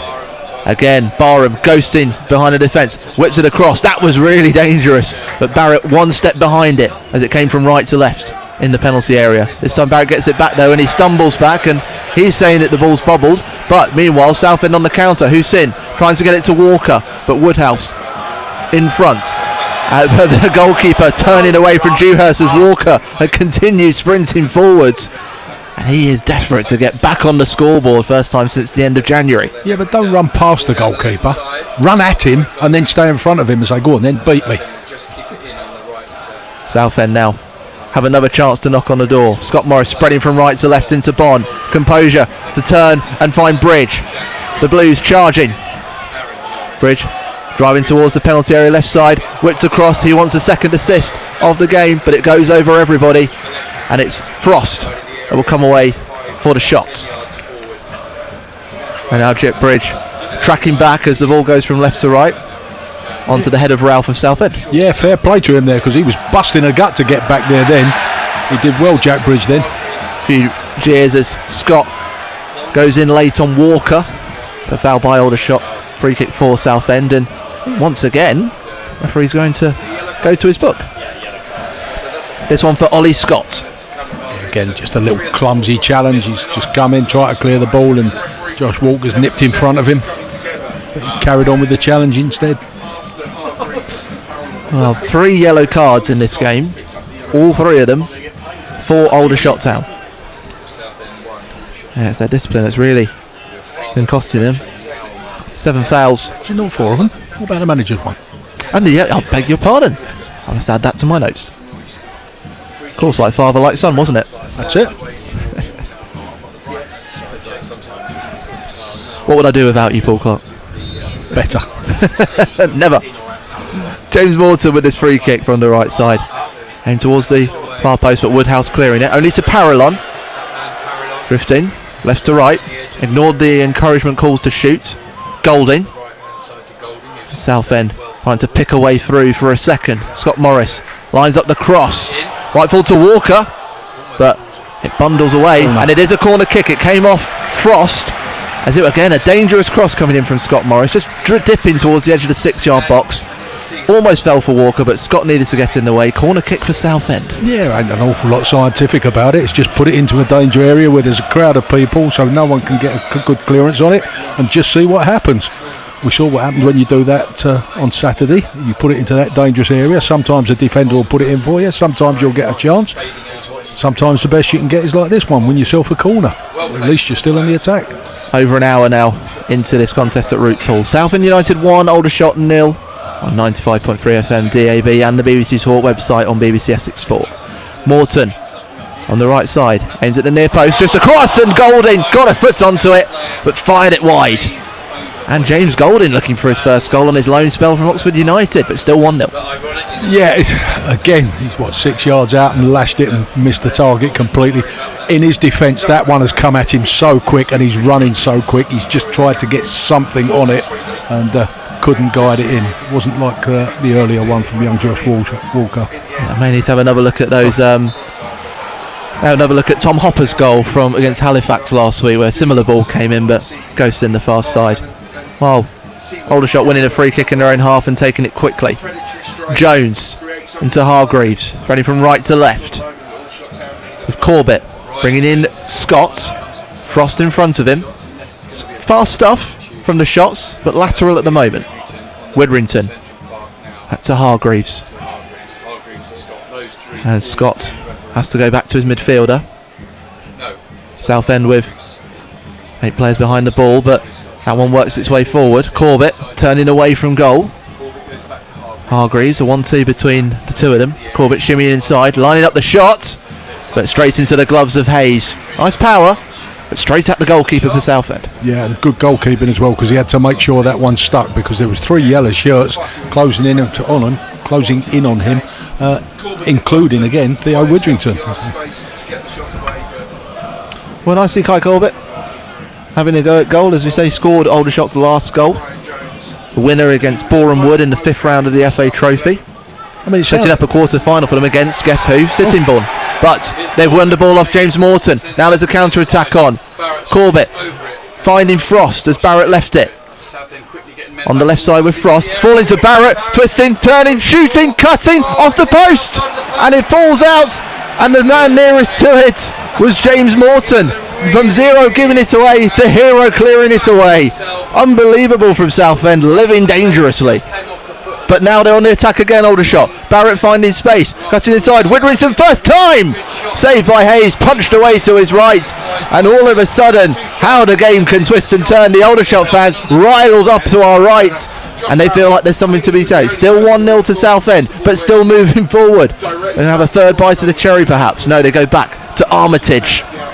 But that was a fierce shot from Widrington. That had the accuracy. But Barrett, again another one, edge of the 6-yard box. You wonder, it's always more difficult to miss it. Yeah, the save was a little bit for the cameras, but it's just like they've gone behind the Aldershot and the handbrake has come off. They're going, okay, well, we're now chasing the game. Whipped in by Scott, finding Barrett inside the penalty area, turning 360, but Hussein getting in the way, the goal scorer doing the defensive work, but Taylor pushing forwards, getting it off Hargreaves, and a throw-in one. Taylor again defending stoutly for Southend. Yeah, I'll tell you what, Blues would have been absolutely livid if Aldershot had scored there, not just because Aldershot got himself back in the game, but it looked like a blatant foul of Gus Scott Morris on the halfway line. The referee waved it, and everybody in a blue shirt had stopped, and suddenly it was back to the wall, getting overrun, and the post bailing Blues out on that occasion. Well, substitution, the first one of the evening made by Aldershot, with Ryan Jones coming on for Kai Corbett. I was a bit surprised. I think Corbett's been pulling the strings quite a bit more than Barham has been as well, but more so probably Corbett, bringing more players into the game. But he makes way for Ryan Jones, his last appearance back in the middle of January. And 2 changes now coming for Southend, which will be Tom Hopper and Ollie Coker. We wait to see who they will replace. I should imagine Aldershot trying to clear away from their own half under Southend pressure. Parallel on at all. Hayes firing it forward. 65 minutes played. Southend United 1, Aldershot Town 0. If you're just joining us on BBC Essex Sports. Ball falling to Aldershot there with Barrett. Space is all of a sudden appearing. Barham into the penalty area. Shooting again. Hayes. That's his pill in front of him, but able to get there before there can be a touch from the on-rushing substitute Ryan Jones, looking to make an immediate impact off the bench. But still 1-0 to Aldershot. But Southend have to turn that concentration back on, Paul. Yeah, but you've got to give Aldershot credit. Since they've gone behind, they've stepped up a little bit. They've took the handbrake off. They've played with a bit more confidence because they kind of think, well, we're losing anyway, so we might as well try what they're playing it out from the back more. They're passing it better, and they're causing Blues a few problems. Yeah, Ryan Jones is a like-for-like change. Corbett had sitting just behind the front two, and he's dropped into that position again. Ball has gone out, so now I suspect this will be a chance to see our substitutions, which it will be. 2 for Kevin Mayer to make after 67 minutes. First one is, as you expected, Leon Parallon coming off, Ollie Coker coming on, and he gets fans standing on their feet. He's brought a lot of directness, a lot of creativity, that little acceleration within 5 metres to this Southend team, and he's done it very well for 66 minutes. Walker making way for Tom Hopper, so they're going with the two big lads up front. Yeah, he's done all right, Parallon. He's shown a couple of little flashes.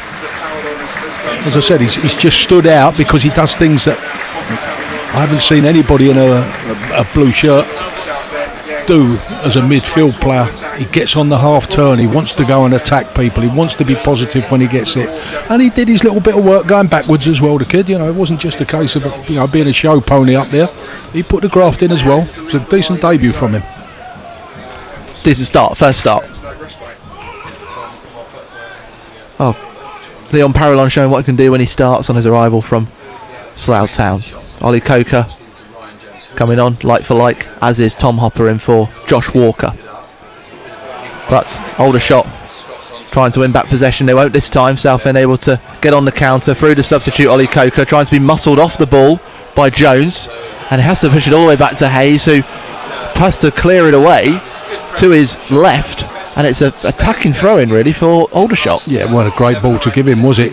Plenty of pace outside the box towards the byline on his left foot, which ain't his strongest foot anyway, and quite glad to see it go over the touchline for a throw-in, to be honest.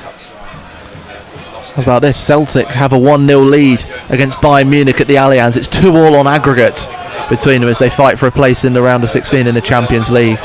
Speaking of which, Manchester City travelling to Real Madrid. That's on 5 Live tomorrow. Meanwhile, Southend on the counter-attack. Scott Morris into Coker, who's on the right side of the penalty area. Back to Scott Morris. Whips it into the Frank Walton stand, and the assistant referee says it came off an Aldershot player. Another Southend corner. Yeah, and again, just a quick break from one end to the other. Coker did well that time, running down the channel. Managed to pull it back for Gus Scott Morris, who looked for that first-time pass, or first-time cross. And again, just the defender sticking a leg out, has to concede the corner. Colchester United currently 1-1 against Notts County at Meadow Lane. And don't forget, tomorrow we've got coverage of Braintree Town against Wellston. I'll be in the warm of the studio. We'll have Peter Morris and April Smith bringing you full commentary. Morton with this corner from the right. Dangerous area. But the ball has gone into the net, but a foul has been conceded. I think Tom Hopper was the one appealing. I think Nathan Ralph got the header onto it to put it in, and it came off the body of Hopper, but the damage had already been done, and a foul conceded by Southend. Aldershot with a free kick, still 1-0 to Southend. Yeah, it might have been Hopper that conceded the free kick. It's bustling into the goalkeeper. But again, thinking back to the Halifax game, if Southend can get more set-piece opportunities like that, Tom Hopper will thrive off of those. Well, again, it's been one of the improvements over the last couple of weeks. This little run they've started to get themselves on, they've been much more threatening from dead balls, and most of that, to be honest, is the quality that James Morton is putting in certainly from that right-hand side, those in-swinging left-footed corners. Ralph with a long ball looking for Hopper. He finds the head of the substitute, comes into Bonn. But the follow-up will find Hopper, the Southend forward. Hussein whipping it in. Right, goes behind Bond. But going at the back. Guess who? It's Gus Scott Morris. Goal number 13. Counts this time. Whipped in from that right. Noor Hussein from scorer to provider. Behind Bond. But Gus charging in. And he doubles the lead. And that might take the wind out of Aldershot's sails. Southend 2, Aldershot 0. refer you back to what I said earlier. That ball comes in from the left-hand side. You kind of know who's going to be on the back post trying to get on the end of something. People talk about Blues playing 5 at the back when they're at home and how disappointing that is. They don't play 5 at the back. Gus Scott Morris ain't a right back. Number one, he's not a very good defender, but he just spends half his time in the opposition half, and half of that time in the opposition's penalty area, which is why he gets loads of goals. And terrific. And to justify the argument even further, it's 8 more than the top scoring Premier League defender, Josko Vardiol of Manchester City. And here at Roots Hall, they'll be celebrating the fact that this is a doubled lead against Aldershot, as Dollahan makes his way onto the field for Aldershot. We'll confirm that substitution momentarily. Looks like Josh Barrett is the man who has made way. So changes for Aldershot, but a doubled lead for Southend, who now lead Aldershot by 2-0. Hopper going to get a quick word from the referee, who's gone straight to his book. Looks like he left a bit on the goalkeeper there, Paul. Yeah. Might be lucky just to get away with the caution there, because we're a long way away from anything. Free kick to Aldershot, halfway in their own half. Yes, to confirm, it is Josh Barrett that has made way for Brad Dollahan, the 20-year-old.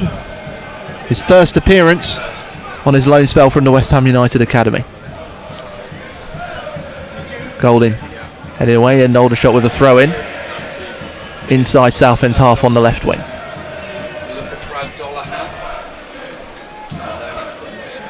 And again, just thinking about that move, Paul, it's very similar to the first goal we saw as well. Southend winning possession back in their own half, driving down this wing and whipping it across.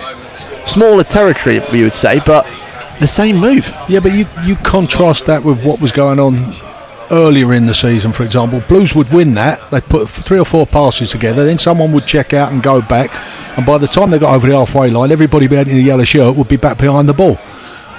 But they're taking that opportunity. They've passed it when they've had to, as they probably will do even more so now they're in front and protect the ball and maintain possession. But they've got those runners up front as well now, willing runners that say, right, we'll win it and we can put it in behind and we'll come from behind and join you. We'll get everybody in a yellow shirt running back towards their own goal, which they haven't done anywhere near enough in the early part of the season.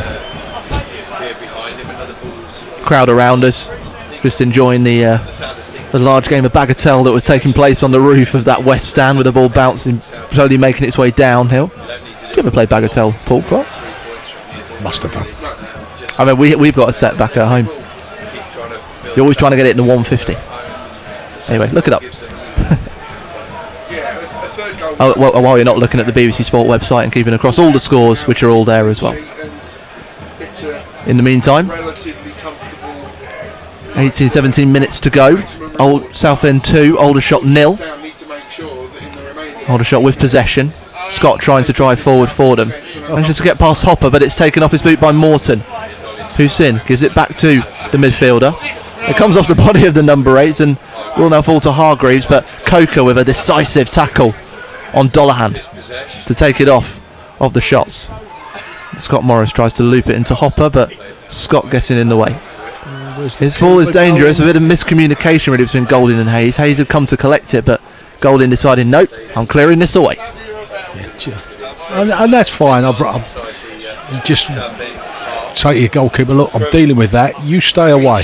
If I look like I'm struggling or the man's got away from me, then you come and get it. But when I'm running alongside him, even if he gets it, I'm going to put him under pressure. I need you staying away from me.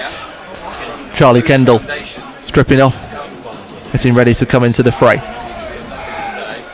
Morton muscling off the Aldershot challengers to keep Southend in possession, but his ball down the left wing hasn't quite stayed in, so a throw in for the visitors. He's been quietly efficient again tonight, hasn't he, James Morton? It's just started to just turn the gear as well. There's been a lot of competition. Obviously there was concerns with Cav Miley, of course, picking up his ankle injury, and Kevin Mayer has said, I would encourage you to listen to the interview on BBC Sounds, how he wants to bring Cav Miley back slowly, bring him back right rather than rushing him back, just to bring competition. Of course, Keenan Appiah-Forson provides competition in that role, but James Morton just standing head and shoulders above it at the moment. I was going to say, yeah, you want Cav Miley back and you want him back fit, but you also want him to come back and earn his right to play in the side, because at the moment, James Morton is the main man in midfield. James Morton has had a part in every game this season. This is his 37th appearance of the season across all competitions. Southend winning a clap out of their head coach, Kevin Mayer. Stratbridge wins possession back from the throw-in. And someone's game is about to come to an end with Charlie Kendall getting ready to come in, and it's Macaulay Bond coming into this one, who gets applause from the fans. He's done a lot over the last 8 days to get people on his side. Yeah, he does an awful lot of good stuff. He does stuff that frustrates you and confuses you, because you think, well, you're better than that. You know better than that. You should be able to protect the ball from defenders. But he does an awful lot of good stuff, you know. He works hard down the channels. He wins an awful lot of stuff in the air for Blues, especially on attacking free kicks and whatever. That looked like a foul, but the referees let that one go. Yeah, Woodhouse seemed to push Tom Hopper over, but nothing given. Ball is fizzed forward, and Aldershot still in possession through Barham, able to twist and turn away from two players and get it out to the right, where Ryan Jones has gone forward. Now Aaron Jones into the penalty area. Ralph intervening, but needed that, and it wins a corner for Aldershot. They're not out of this. They're not giving up yet. So 13 minutes to go of normal time. Southend 2, Aldershot 0. It was very similar to the last one as well. They'd have been absolutely livid, because it looked a blatant foul right in front of the dugout, didn't it? Referee never gave it, and Aldershot broke off of the back of it. Yeah, Kevin and Darren Curry, the assistant head coach, debating that one. This is one of the other improvements I want to see from Blues, defending second ball on corners. Let's see what they can do with this one.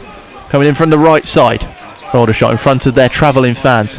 Near post, it fizzes across. Over to Hargreaves. It's a fizz shot, and it fizzes into that bottom left corner. Well, they haven't defended that one very well. On the edge of the penalty area, Cameron Hargreaves scoring his second goal of the season, and that has put Aldershot right back in it. Southend 2, Aldershot 1. Second ball on corners, and no one near him. Edge of the box, 18 yards out, no one near him. Nick Hayes has gone down, purportedly injured now. The referee coming over to have words with people again. Who's he going to book this time? Might be Kevin Mayer this time. Yep. Yeah, again, Charles Breakspear. Kevin making a point about the foul that was just at the start of that breakaway, which Aldershot won the corner from. Probably a bit late to go back to that. Well, again, just to bring back to the goal, again, from the right side. It came off the head of Morton as it came across, but everybody really congested, very close to the edge of the 6-yard box. Nobody around Cameron Hargreaves, and he just found a way through into that bottom left corner. Watching the ball. Yep.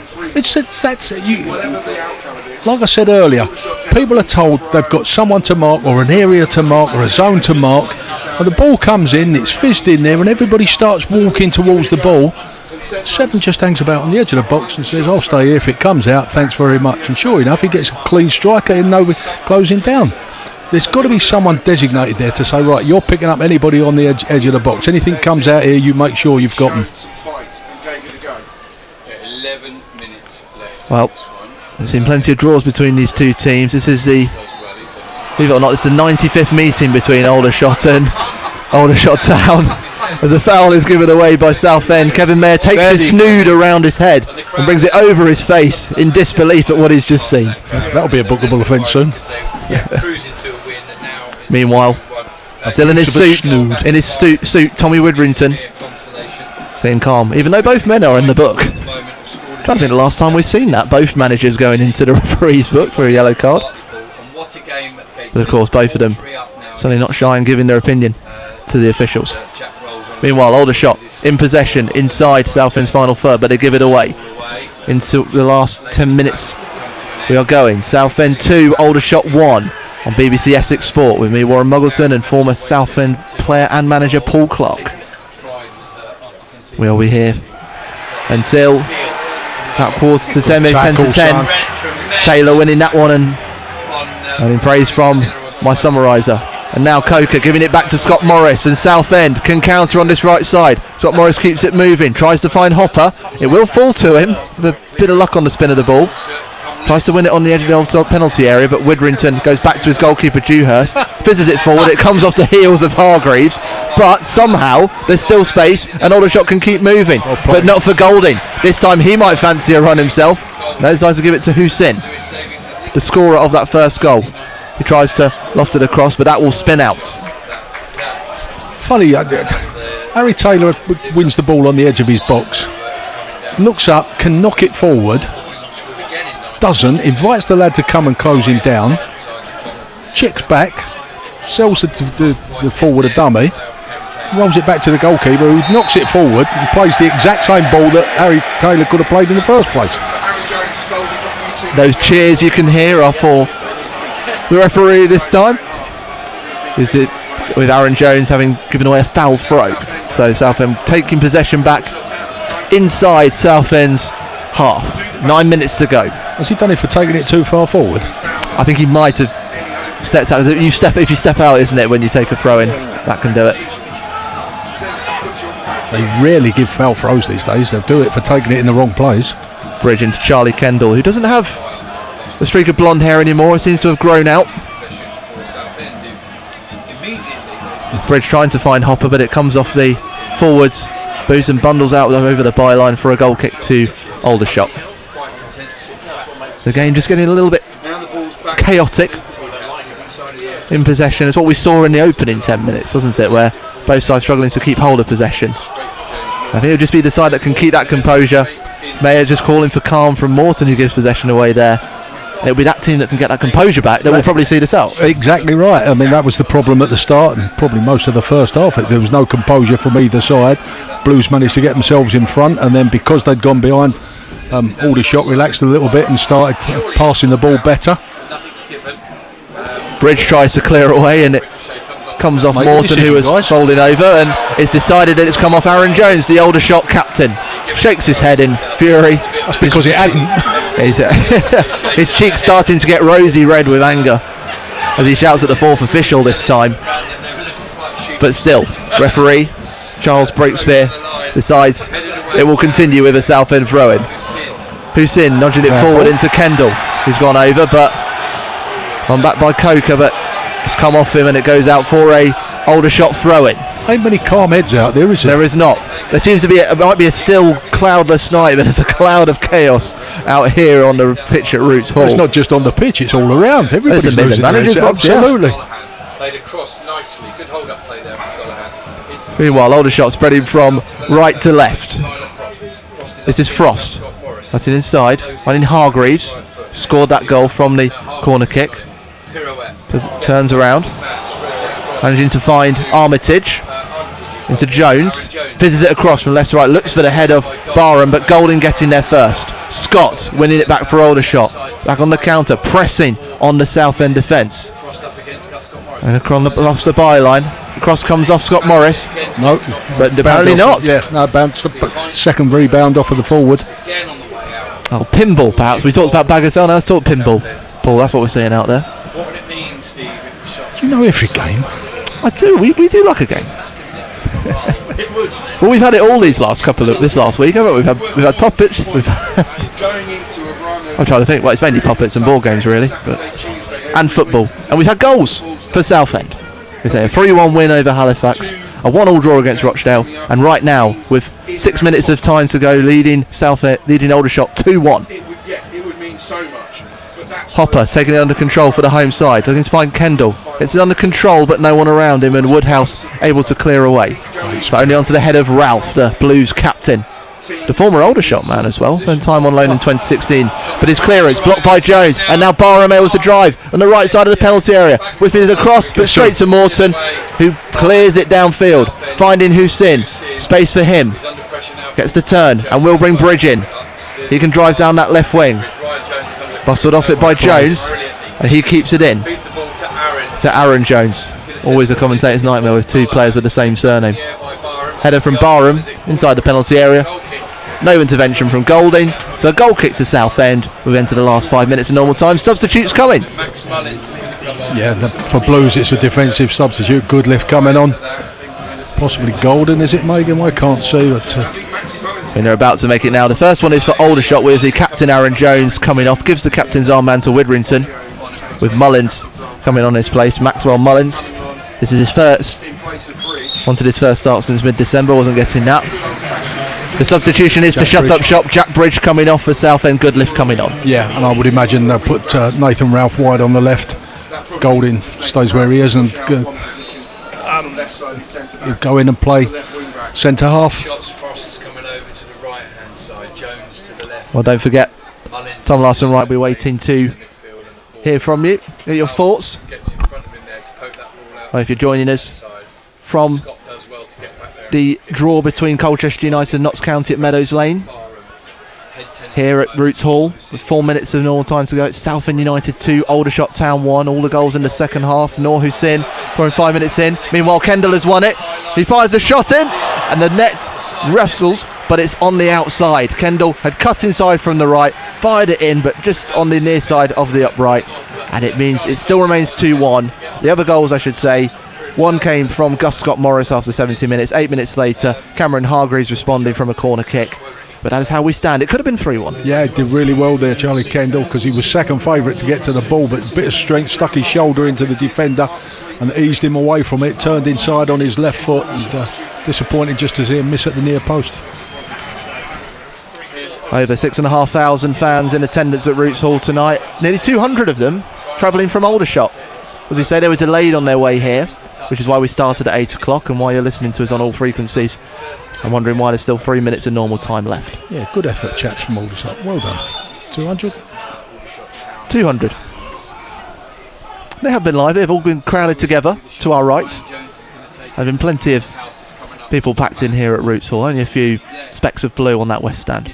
Thrown from Aldershot from the left side. Goodliff gets a head onto it. Bobbles in the penalty area, but Coker able to clear away. Meanwhile, Kendall sprinting to get there first, but Widrington will beat him to it.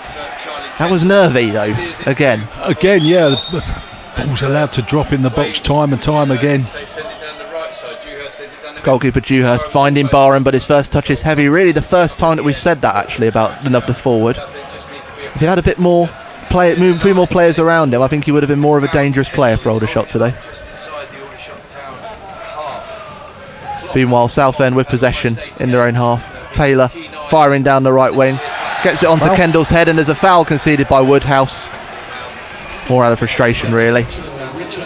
Kendall holding his head as he stays down in a heap. But I should be up in no time. Yeah, to Aldershot's credit and to their manager's credit, I think as a team they're better than the sum of their parts is better than the individuals. You know, it's there's nobody outstanding in there, but they're well organised, and you know, when they went 2-0 down and they started to play, they looked a half decent side.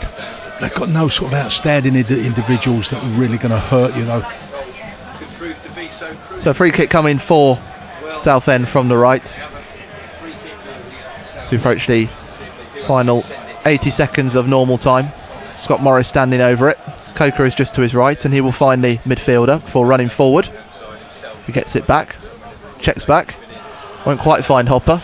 That goes out for a goal kick. Don't forget Tom Larson-Wright waiting to get your reaction. You can send us a text 81333 or a WhatsApp 08000 321 333. Start those messages with Essex. Give us a call 0800 111 4041. Send us a message on X at BBC Essex Sport or email essex.sport@bbc.co.uk. I'd love to hear from you. Aldershot in possession inside Southend's half. It'll fall to the substitute Mullins. Turns his body, finding Frost right side of the penalty area. Shoots. Tackle. But a big tackle comes in from Nathan Ralph. He's had to put a few of those in this evening. There's another corner for Aldershot, and that might just give the visitors some encouragement, having seen how they scored their last one. Absolutely. Be interested to see whether the goalkeeper has a little venture up. He's looking across at the bench. Should I go? Tommy Widrington not seeing it though. He's blanking him completely. Look about to approach the end of the 90. Whips in again. Header fired forward. Good header. Another corner. It was Frost getting onto it. 5 minutes of additional time coming at Roots Hall. Southend 2, Aldershot 1. My apologies, it was Noor Hussein won that first header, knocked it out for the corner again. To take 2. Heading towards the middle, but this time it's Hopper that heads away. And you're going back to Ryan Jones, who's taken those 2 corner kicks. Headed by Woodhouse onto the head of Golding, and Southend able to clear away through Ralph. And you feel like they might just have to defend stoutly to make sure that they take all 3 points in this National League clash with Aldershot here, Southend. Tell you what, I said before the game that Blues had sort of sacrificed a little bit defensively with Golding. I think he's done okay back there tonight, defensive wise I'm talking about. Not just, he's looked comfortable on the ball, but we kind of expect that from him. But he's looked a lot more assured and a lot more positive in his defending. Gone and attacked the ball well. He has been given man of the match here for his efforts. Ball is flicked on twice by Aldershot from the throw-in. It's still an air tennis battle out there. Eventually Southend get it outside the penalty area, and Hopper with a big boot to force it away. But Aldershot moving forward again, lofted from left to right, but Ralph climbing for this one. Widrington makes sure that the visitors keep moving forward, but Ralph this time with the direct approach, very much so, hammers it downfield. Kendall's chased it down, but also with him was Scott, who heads back to Dewhurst. Minute and a half played of stoppage time, still Southend 2, Aldershot 1. Did well there, the defender, because he was under a lot of pressure. And Golding again, standing strong. Hussein trying to get a throw in out of Woodhouse, but he won't get it with that one. All of this in front of Mayer, who was desperately appealing for the opposite, but nothing given for this one. 3 minutes of stoppage time to go here on BBC Essex Sport, following of course Colchester's 1-1 draw with Notts County. That was wrong as well. Well, there's Aldershot gaining metres down that right wing. This is not over yet. Still Southend 2, Aldershot 1. Southend looking to get all 3 points. Frost with the long throw in from the right, finds the head of Woodhouse, nudges it forward, but Hopper for Southend clears it away. Falls to shots Widrington. Back to Frost, this time with the cross, but good lift. A big header to clear away. And that is a corner kick. It's a fifth corner of this second half for Aldershot. And they're getting ready to bring on a couple of substitutes as well. Are they going to take the time to do it though? Oh, they'll get him on before the corner surely, because he's about 6'4", isn't he? Yeah, this is Luke Jenkins. Yeah. I wonder why they're bringing him on. First appearance since a 4-2 defeat against Halifax at the EBB Stadium. So much of this season, he's on now with 2. And while this cross coming in from the right side, it'll be Ryan Jones to whip it in. Aims for the far post. There's a climbing header, and it was almost another substitute, Max Mullins, who got there. You can't miss his big hair as he climbed for the header, but glanced it from right to left. No accuracy on it, and it's a goal kick for Southend. Yeah, he'll be disappointed. It was a good opportunity for him. He's looking 8 yards out, looking at goals. Slid off his forehead rather than just getting good contact on it. We ain't very good at defending corners, are we? Not comfortable at it. Something to work on, definitely. I think it looks like it's the number 18 Oliver Scott who's come off for Jenkins. Hayes sends it forward into the last 70 seconds of this game at Roots Hall. Still Southend leading Aldershot 2-1 in the National League, looking to climb up the National League table. They have a throw in inside their own half in front of those packed together fans in the West Stand. And Taylor not wanting to take the throw in himself, and Scott Morris will take it. Full times elsewhere, Braintree have beaten York 3-1 as well. Crucially for Southend, Sutton have lost to Gateshead 4-3. Hartlepool have lost 2-1 to Altrincham as well. So if it stays like this, Southend will climb the table. Having another take of the throw in. All that matters, just get the win. Looking for Hopper. Falls to Kendall of Southend, but Aldershot win it back in their defence. Woodhouse has to go back to his goalkeeper. But Kendall, blistering pace, trying to put pressure on the goalkeeper. He wants to get back on the scoreboard. Good lift. Putting pressure on Mullins. Clever stuff from Aldershot. Into the final 10 seconds. With a pass from the substitute, Donnelly. Going into Hussein of Southend. He tries to get it into Kendall, but Jenkins get intercepting. We're over the 5th minute of additional time. Still Southend 2, Aldershot 1. Back to Hussein on this left wing. Kendall in front of him. Nudges it far too heavily for him to chase. And that will fall to Dewhurst. And whistles all around us. And that is the one we wanted, though. For Southend, it's the one of Charles Breakspear, the referee, and it brings an end to this game.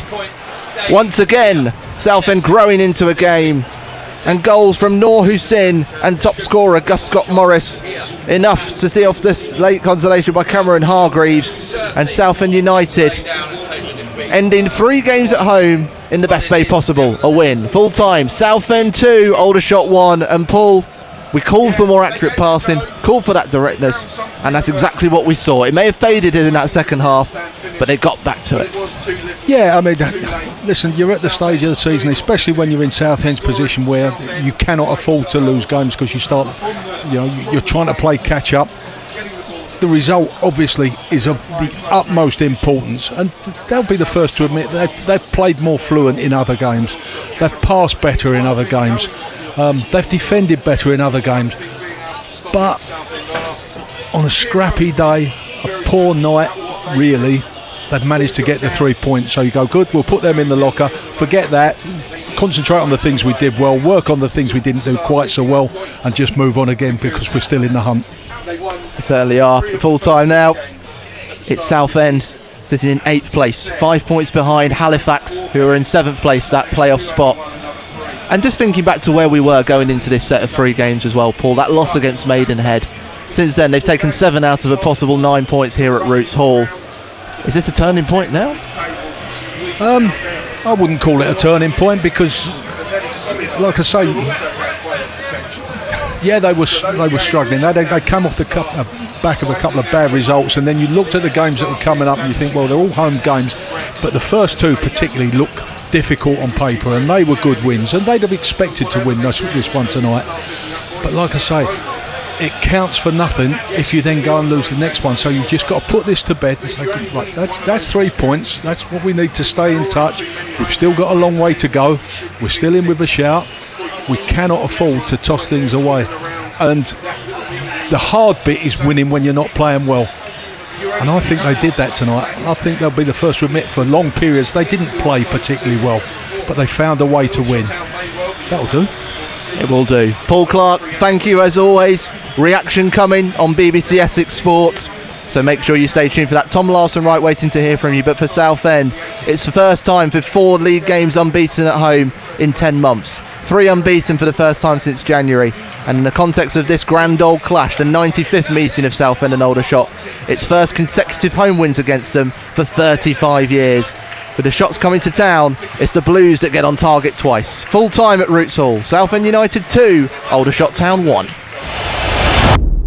On BBC iPlayer. I want you gone. Get your hands off me! There's nothing left for you here apart from people who hate you. Phil, you're all right, aren't you? Just get out! Out! She doesn't want you here, Reese! I hate you! If I ever see that man again, I'm going to kill him! We got to get out of here. Now!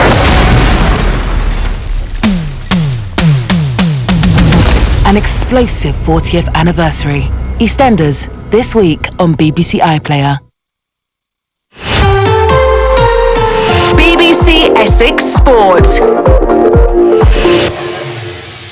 It's just coming up to 5 minutes to 10 here on BBC Essex Sport. We'll get all the reaction then to Colchester United's 1-1 draw away at Notts County, and you've just heard Southend United winning 2-1 at home to Aldershot Town and moving up to 8th in the National League table. Still 5 points off the playoffs, but very much in the picture now. Blues fans, U's fans, want to hear your thoughts on your team's performance this evening. To text us, it's 81333 on WhatsApp, 08000 321 333. X, it's at BBC Essex Sport, and to email us essex.sport@bbc.co.uk. We'll hear from the Blues head coach Kevin Mayer on his 2-1 win over Aldershot, and we'll hear from Danny Cowley, the Colchester United head coach, after they picked up another point on the road at Notts County. A couple of you already getting in touch on the text and the WhatsApp. Brian from Colchester says, thank you to Victoria and David for the great commentary of Colchester's match tonight, but you don't know what you're doing to us, back at home. It was so tense listening along. Yeah, those last stages of Colchester United were clinging on a little bit, weren't they? Lots of balls into the box coming in from Notts County, but they managed to hold on and take a point back to Essex. Nemo, Southend fan, in touch with us on the text. He says, much better tonight. There was a togetherness as a team. We still need some players who are not at the level, but just enough to get the win tonight with Gus Scott Morris on the pitch. Yeah, 13 goals at right wing back. Another time arriving at the back post for Gus Scott Morris to increase his tally for the season. He wanted to get double figures, and now he's almost heading towards 20, that's centre forward figures, isn't it? But love to hear from you on the programme. As I said, to text us 81333 or WhatsApp 08000 321 333 and start your message with the word Essex. Also, you can call us in the final half an hour of the programme 0800 111 40 41. BBC Essex Sports.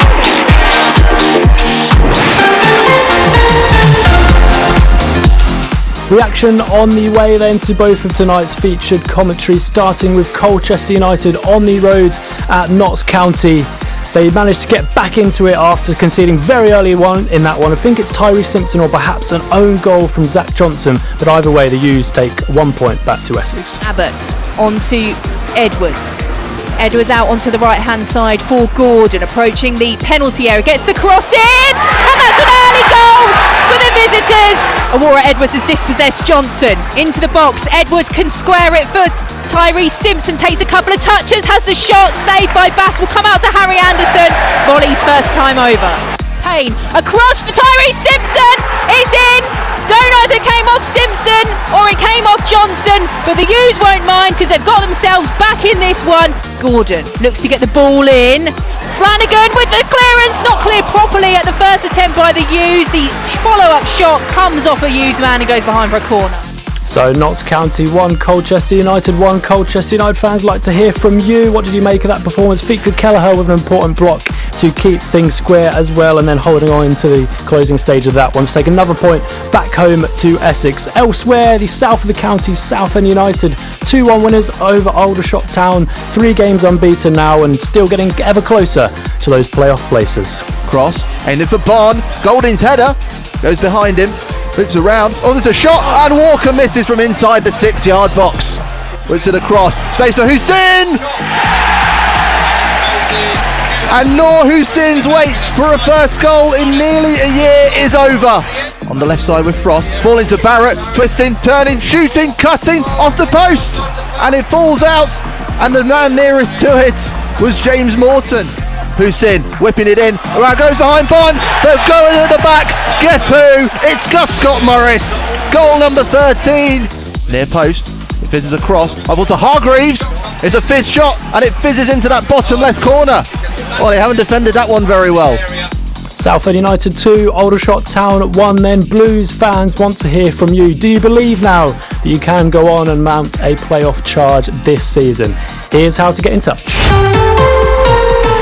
Call 0800 111 40 41. Text 81333 and start your message with the word Essex. BBC Essex Sport.